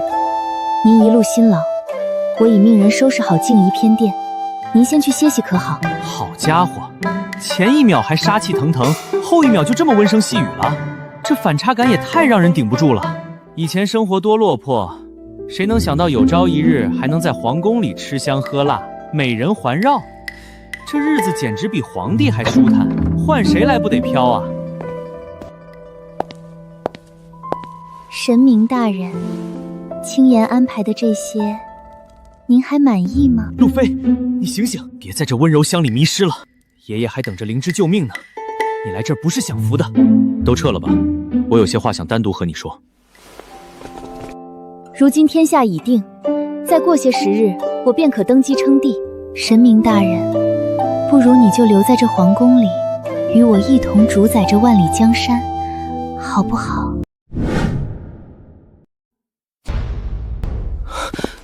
不行，你还是别靠太近，我怕我把持不住。我根本不属于这个世界。不属于又如何？你救我性命，助我破城，陪我走到今日。我苏青言认定的人，管他是凡人还是神明，我都要留在身边。这天下我能打下来，便能与你共享。其实我根本不是什么神明，我来自另一个世界，就是普通人，来这里只是为了找紫雪龙之回去救我爷爷。之前那些所谓的神迹，也都是我们那边的普通物件罢了。那只鎏金火盆是穿梭两个世界的媒介，我想接他回去我的世界。对不起，瞒了你这么久。唉，他得知真相后肯定会改观，甚至心生怨怼吧。我怎么就老是坦白了呢？我不管你是神明，还是另一个世界的普通人，我喜欢的是一次次救我于危难的你，是帮我定下奇谋护我百姓的你。与你是什么身份，从来都没关系。你要回去救爷爷，我不拦你，我这就让青兰把金盆取来给你。只是你走了之后，还会回来看青岩吗？我也不知道，到时候再说吧。好，我知道了，陪我今晚，明早我就让青兰送你回去。好，我就陪你今晚，不管你想做什么，我都陪你。苏将军以女子之身起义兵，破天惊，斩昏君，短短10日便改朝换代，古往今来独一份，真乃天命之主。可不是，跟着他打仗，心里就踏实，登基称帝是众望所归。哼，说到底不过一介女流，懂什么治国安邦？不过是靠着旁门左道和几分运气夺了天下。等会上朝问起国策，定要他贻笑大方。哼，自古哪有女子坐龙椅的道理？咱们走着瞧，不出1个月，这朝堂必乱。吾皇万岁万岁万万岁！众卿平身。如今新朝出力，百废待兴，有事启奏。陛下，老臣有一事请教。如今天下初定土地兼并严重，吏治腐败，赋税杂乱，此3者乃前朝亡国之根，不知陛下有何良策化解？莫不是也要靠那神明之术治国？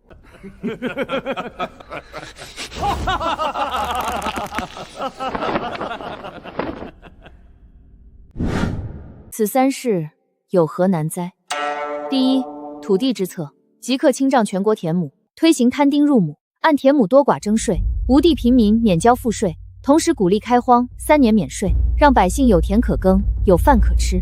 第二，吏治之策，废除世家举荐，推行官吏考核制，以垦田数量、赋税收缴、治安民情3项为实际，优胜劣汰，庸者罢黜，能者升迁，不论出身，有才者皆可入朝。陛下英明。第三，赋税之策，降低农税30%，取消苛捐杂税，同时开放工商，设商部管理市集，轻收商税，鼓励南北货通，农工商并举，国库自然充盈。陛下这些策略条条切中要害，思路新颖又落地可行，远胜俯如空谈啊！此3策一出，必能安百姓强国库，开盛世之基。陛下天纵英才，臣等心悦诚服。吾皇万岁！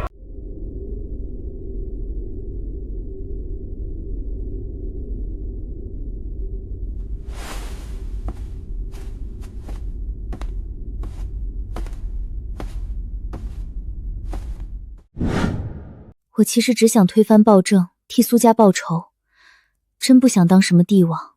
明日上朝，那些前朝老臣定会拿国策刁难我。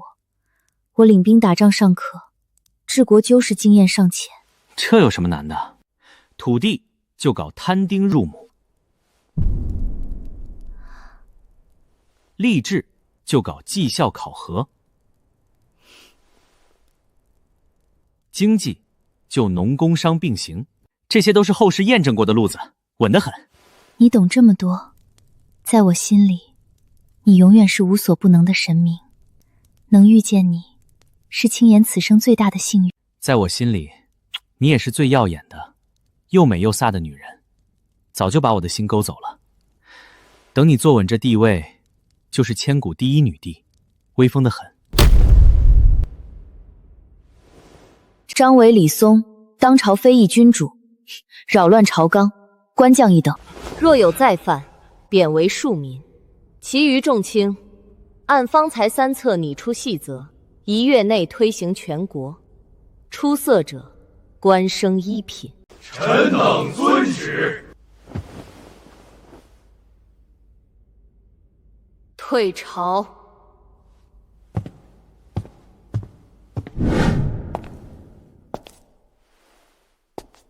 神明大人，青岩已经把控全局了，你也应该回到你的世界了吧？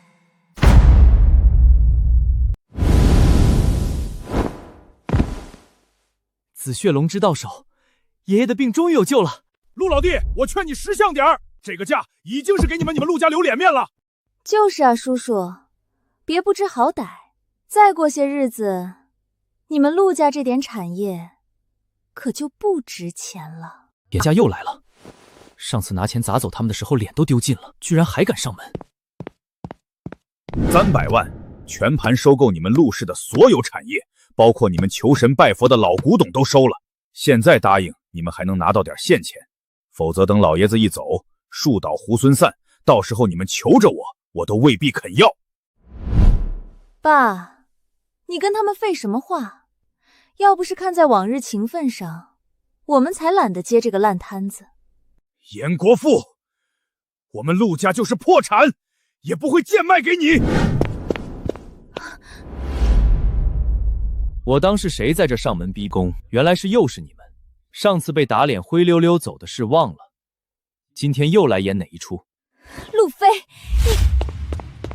哥，你可算回来了！你这一走就是大半个月，爷爷又下了一次病危通知。王主任今天上门说，爷爷马上要撑不住了。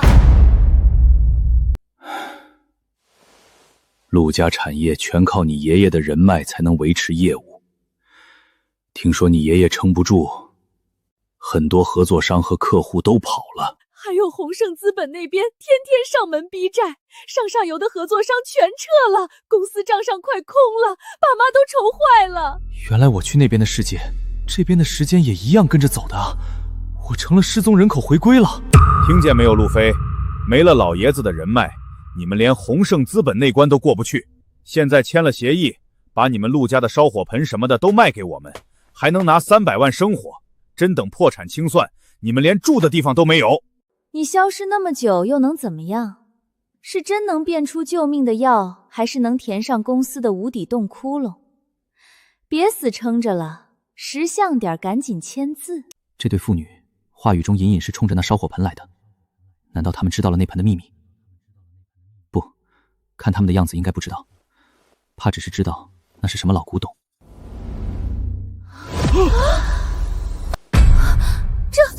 这是什么？我爷爷的病还轮不到外人操心，有这个在，他老人家一定能醒过来。这是紫血龙之，千年难遇的续命神药啊！脏器衰竭，沉疴救急，用上它都能从鬼门关拉回来。这可是有钱都买不到的稀世珍宝啊！不可能，路飞，你怎么会有这种东西？上次凭空拿出女帝血玉，这次又拿出千年灵芝，你到底耍了什么花招？假的，肯定是假的，哪有什么千年灵芝？是真是假，轮不到你们评判。现在带着你们的破协议，立刻从我家滚出去。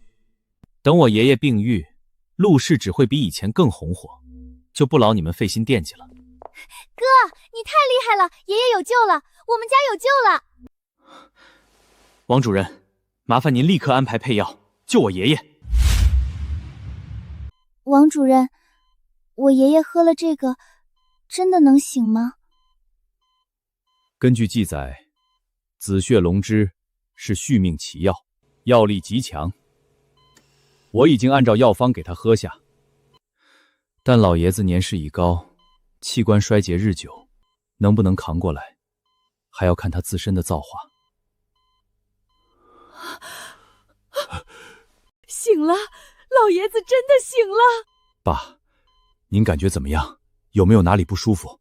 爷爷，是哥哥找到了大圣王朝的龙脂，才让你起死回生的。爷爷，你能醒来就太好了，我有重要的事情想问你。快去书房开墙角保险箱，把紫檀木盒拿来。爸，您刚醒，养好了再说不行吗？拖不得，再拖陆家就没了。奇怪，这卷东西的边角怎么绣着大圣王朝的云纹龙印？这是陆家代代相传的祖训。早在大圣王朝，女帝感念我们先祖陆佑治国有功，将鎏金火盆托付给陆家世代保管，说这宝盆能通古今，定气运，是传世异宝。爸，这种事你怎么从来没和我说？我一直将它当成特殊的烧火盆，只知道你之前天天擦拭而已。我准备和你说的时候就被人害了。我和颜月的曾祖父颜鹤年结拜，当初酒后失言漏了底细，哪想到他竟见财起意，设局想吞了陆家产业，顺便连火盆一起夺走。原来如此，难怪那天我就觉得奇怪，颜国父一直在提着这烧火盆。难怪这些日子颜家明着合作，暗里下绊子，连鸿盛资本都步步紧逼。我还以为单纯觊觎陆家那些产业，原来全是冲着火盆来的。好阴险，他们心思也藏得太深了，我一直都不知道。不错，他们3代人处心积虑，就等我倒下陆家内乱，好吞掉产业，夺走宝盆。这不是1代人的贪念，怕是布了好多年的局了。他们也太歹毒了。爷爷放心，火盆我一直保管得很好，没出过半点差池。我猜颜家到现在都只当它是件值钱古董，根本不知道里面真正的秘密。火盆落在你手里是机缘，也是担子。爷爷老了也保管不了，就交给你了。你要小心呐，颜家和鸿盛资本怕是不会轻易收手。爷爷，您安心养病，颜家欠陆家的，我一定会连本带利讨回来。当年跟我打拼的几个老兄弟，如今在业内还说得上话。我挨个联系一遍，先把上下游合作稳住，再慢慢把公司业务盘活。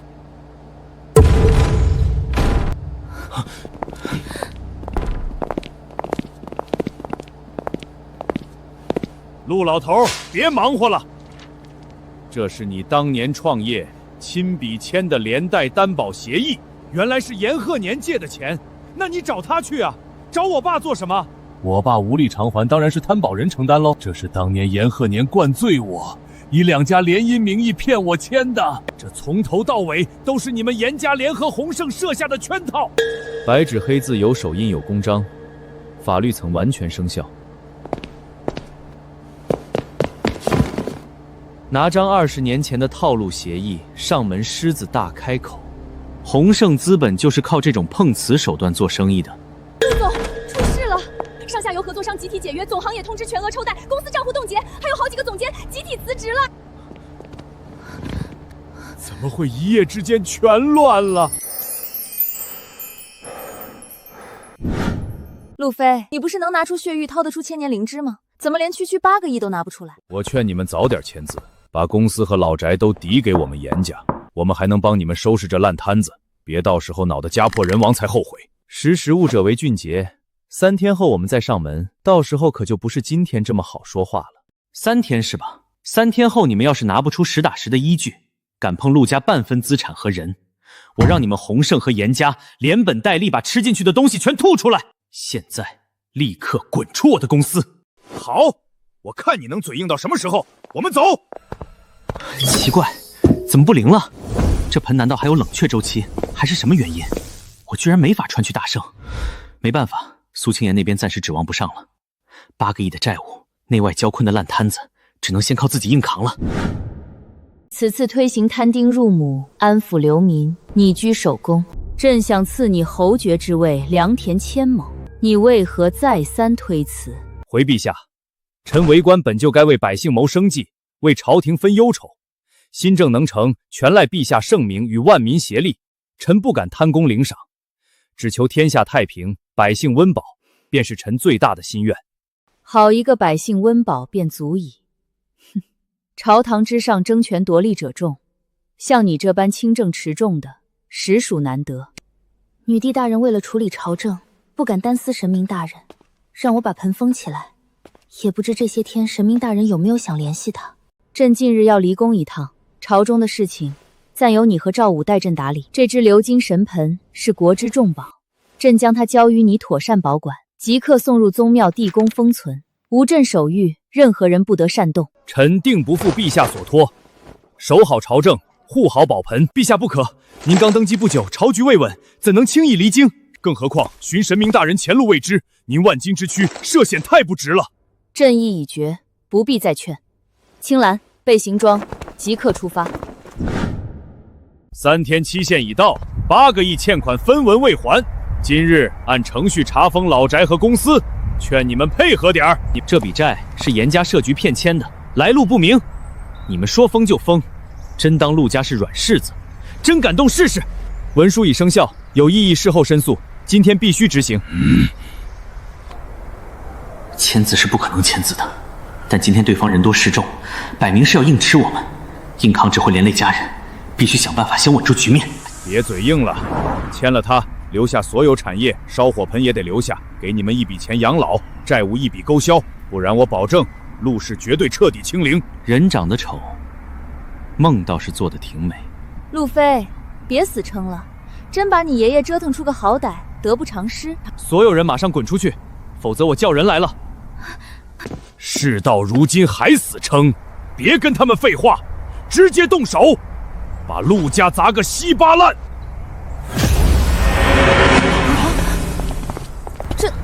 这什么情况？哪来2个穿着奇怪的女人？还这么美？穿古装是玩什么 cosplay 吗？看他们的样子，是真不知道烧火盆的秘密。这也太厉害了吧！我的人，你们也敢动？我不管你们是什么人，陆家欠债还钱，天经地义。钱，我多的是。哇，这箱子金银财宝至少价值几10亿啊！这下陆家有救了。我听说他欠了点钱，这玩意儿抵你们的债，够了吧？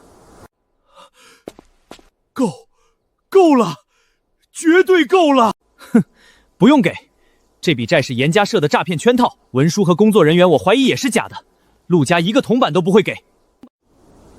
原来如此，竟敢设局坑我的人，青兰，全部拖出去斩了，株连9族。诛9族？疯了吧？这是女帝降世了吗？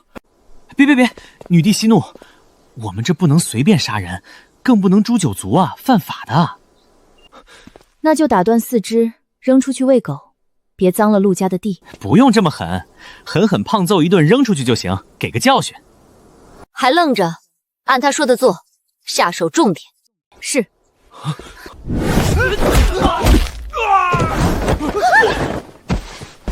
你们真敢动手，真无法无天了！我要告你们！我就是天，就是王法，再敢踏足陆家半步，就不是打断腿这么简单了。滚！女帝就是女帝，够霸气。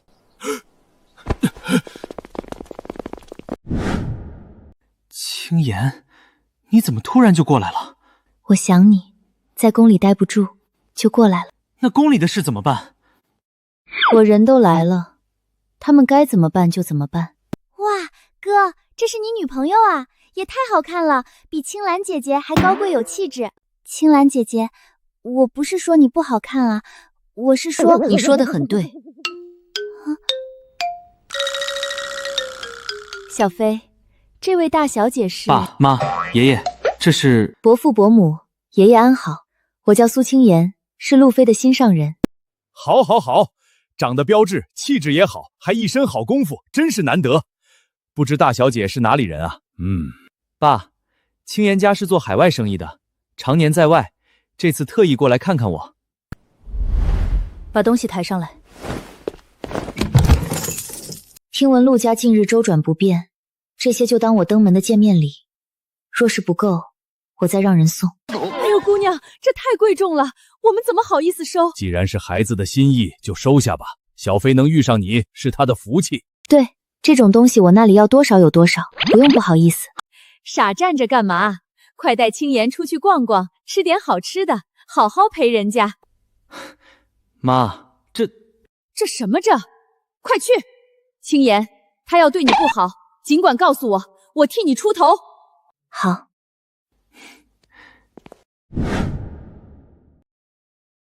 这叫智能手机，不光能说话，还能看影像、买东西。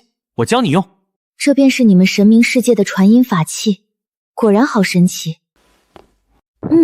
甜，你们这里的茶水很好喝。完了，这法器把朕的灵魂吸进去了。放心，这是拍照、留影像用的，不是摄魂器。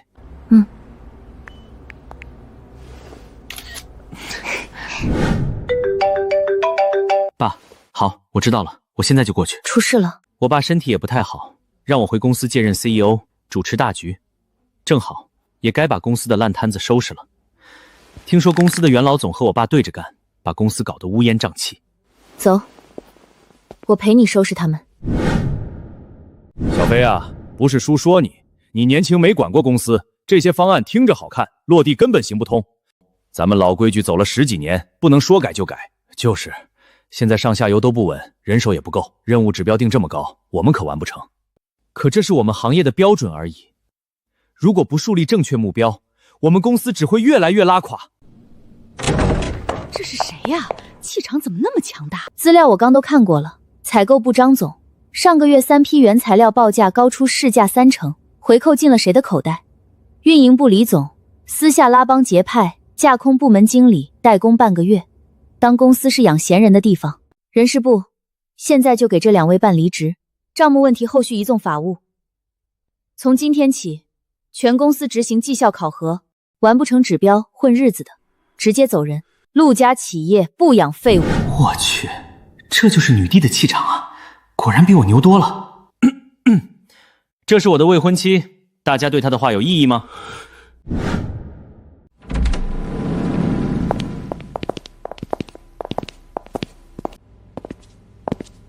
我的天，陆总的女人也太飒了吧！3言2语就把2个老牛开了，气场比老板还足，好像是女帝一样的气场。可不是嘛，看着又美又冷，下手是真狠，以后可不敢摸鱼了，别哪天被他抓住直接开了。陆总看着温温和和的，未婚妻居然是杀伐果断的主，这反差绝配，我好磕这对 CP 呀！是啊，我何德何能啊，能有这么个神仙女帝女友，又能打又能镇场，简直是天降福星，多谢神明保佑啊！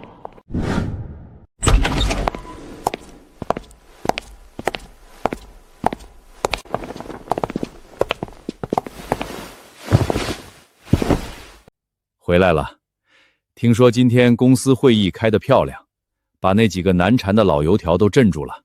主要是青岩帮了大忙，不然我还真压不住那帮倚老卖老的东西。好，年轻人就该有锐气，有青岩帮衬着，公司肯定能越来越好。那是，公司内部是稳住了，可外部依旧没根除隐患啊。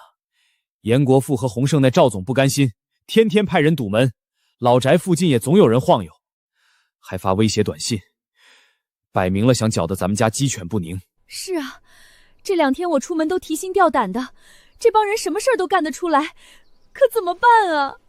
爸妈，你们别怕，那担保协议本身就是诈骗，真有法律效力，他们早就走司法程序了，犯得着自己天天耍阴招？对，就是虚张声势，想逼咱们妥协，把金盆交出去。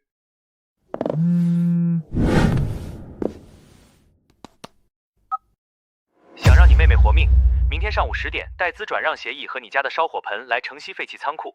敢报警就撕票！小五，我的小五，这帮杀千刀的，他们居然敢绑架，太无法无天了！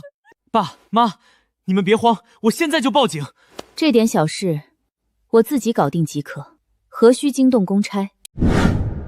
青言，我们这个世界不允许随便动用暴力私刑，是违法的，得走正规程序。没有世界是不允许暴力，如果有，那就是你们的暴力不够彻底。朕的万里江山都是靠铁与血打下来的，要是我一直在冷宫哭泣，现在早就死了。你说暴力不行？青言，你刚才说什么？朕，江山？嗨，爸妈，他平时就爱演古装话剧，张口闭口都是台词，口头禅而已，你们别当真。还有爷爷，你们放心在家等着，我跟青言去处理，保证把小五毫发无伤的带回来。走。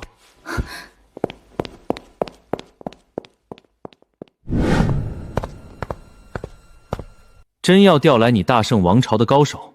当然，朕的暗卫随叫随到。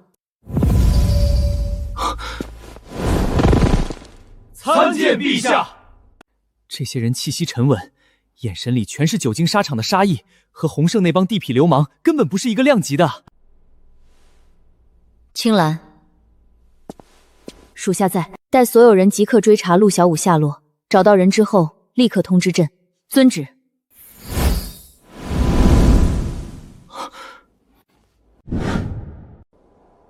赵总，您放心，陆家绝对不敢报警，准会乖乖过来签字。等吞了陆家产业，再拿到那只鎏金火盆，老板肯定重重有赏，少不了你们的好处。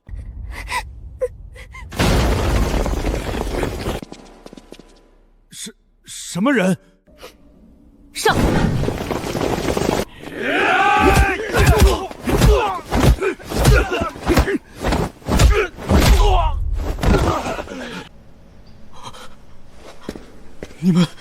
你们不要过来啊！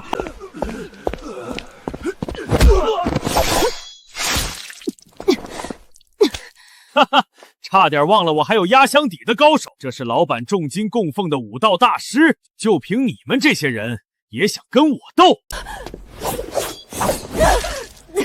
三脚猫的功夫也敢出来献丑？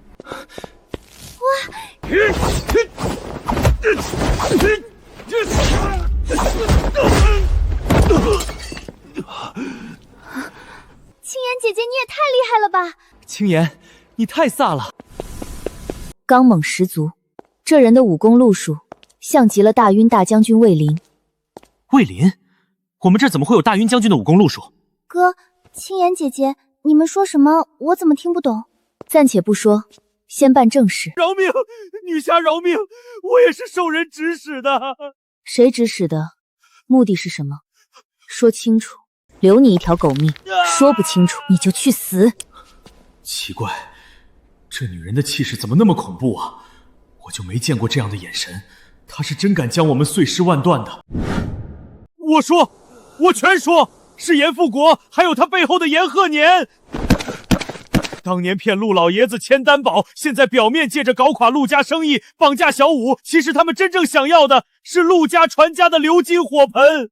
鎏金火盆？是啊，至于他为什么要那火盆，我真不知道啊，我就是个拿钱办事的小角色。你们要不信，严鹤年今天70大寿，在别墅大摆寿宴，特意吩咐我拿到鎏金火盆就立刻过去给他当贺礼，我可以和你们一起去对峙。你们放心，我现在肯定不敢再造次，都听你们吩咐。70大寿正好，那我们就上门给他贺寿，顺便给他送口钟。爸，等赵总把陆家产业拿过来，咱们家就能再上一个台阶，以后您可能就是本地首富了。哼，蠢材，陆家那点产业算什么？真正值钱的是他们家那只鎏金火盆。爷爷，那不就是个旧古董吗？能值多少钱？古董那是能通古今的神物，我筹谋了几十年，只要拿到火盆，我就能当上皇帝。到时候你就是堂堂公主，金枝玉叶，享不尽的荣华富贵。真的吗？爷爷，我能当公主？严鹤年还在做你的春秋大梦呢，你们严家今天就要破产了。陆老头，你们怎么敢闯进来？我根本没邀请你们。怎么做了亏心事，怕被当众说出来，所以看到我们就慌成这样？你少胡说八道！大家都听好了，当年陆老爷子的担保协议是严鹤年灌醉他骗签的。这些年，严家恶意操控陆氏，买通合作商解约，派人绑架陆小武，甚至给陆老爷子下慢毒，全都是严鹤年一手策划的。他真正的目的就是抢陆家的产业和传家之宝。原来是这样，严鹤年平时装得道貌岸然的，居然结拜兄弟都算计。太缺德了，人家当他是兄弟，他惦记人家家产就算了，还要害人性命。难怪陆家最近事事不顺，原来是背后有人捅刀子。严鹤年，当年我拿你当过命的兄弟，对你掏心掏肺，你骗我担保，现在还想害我性命，夺我家传宝物，你的良心被狗吃了吗？一派胡言，一派胡言！保镖，把他们都给我扔出去！赵总，你做什么？你收了我们的钱，不是应该帮我们才对吗？老子弃暗投明了，老子现在不是反派了。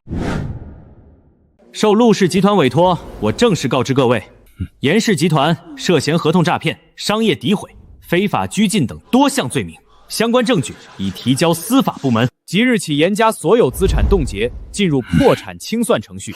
严鹤年、严国富等主要责任人将依法承担刑事责任。路飞，人家知道错了吗？以前都是我不好，只要你肯原谅我，放过严家，我不用彩礼就嫁给你，以后什么都听你的，好不好嘛？嫁给我？你先照照镜子，论样貌，你有我女友好看吗？论气质，你有她半分气场吗？最关键的是，你的人品跟她差了10万8千里。你这种人，倒贴给我，我都嫌脏。你这个狐狸精，是你抢走了我的未婚夫！满嘴污言秽语，欠抽！和我抢男人，你也配？路飞的新女友又飒又 A 呀！何止，听说是个超级白富美呢，给了陆家很多金银财宝。各位，我想请大家做个见证，我陆飞今日与苏青言定下婚约，此生唯他一人，白首不离。陆总好福气啊！苏小姐容貌出众，气场不凡，你们俩真是天造地设的一对。可不是嘛，郎才女貌，咱们本地再也找不出第二对这么般配的了。小飞真是出息了，找了这么好的未婚妻，你爸妈可算熬出头了。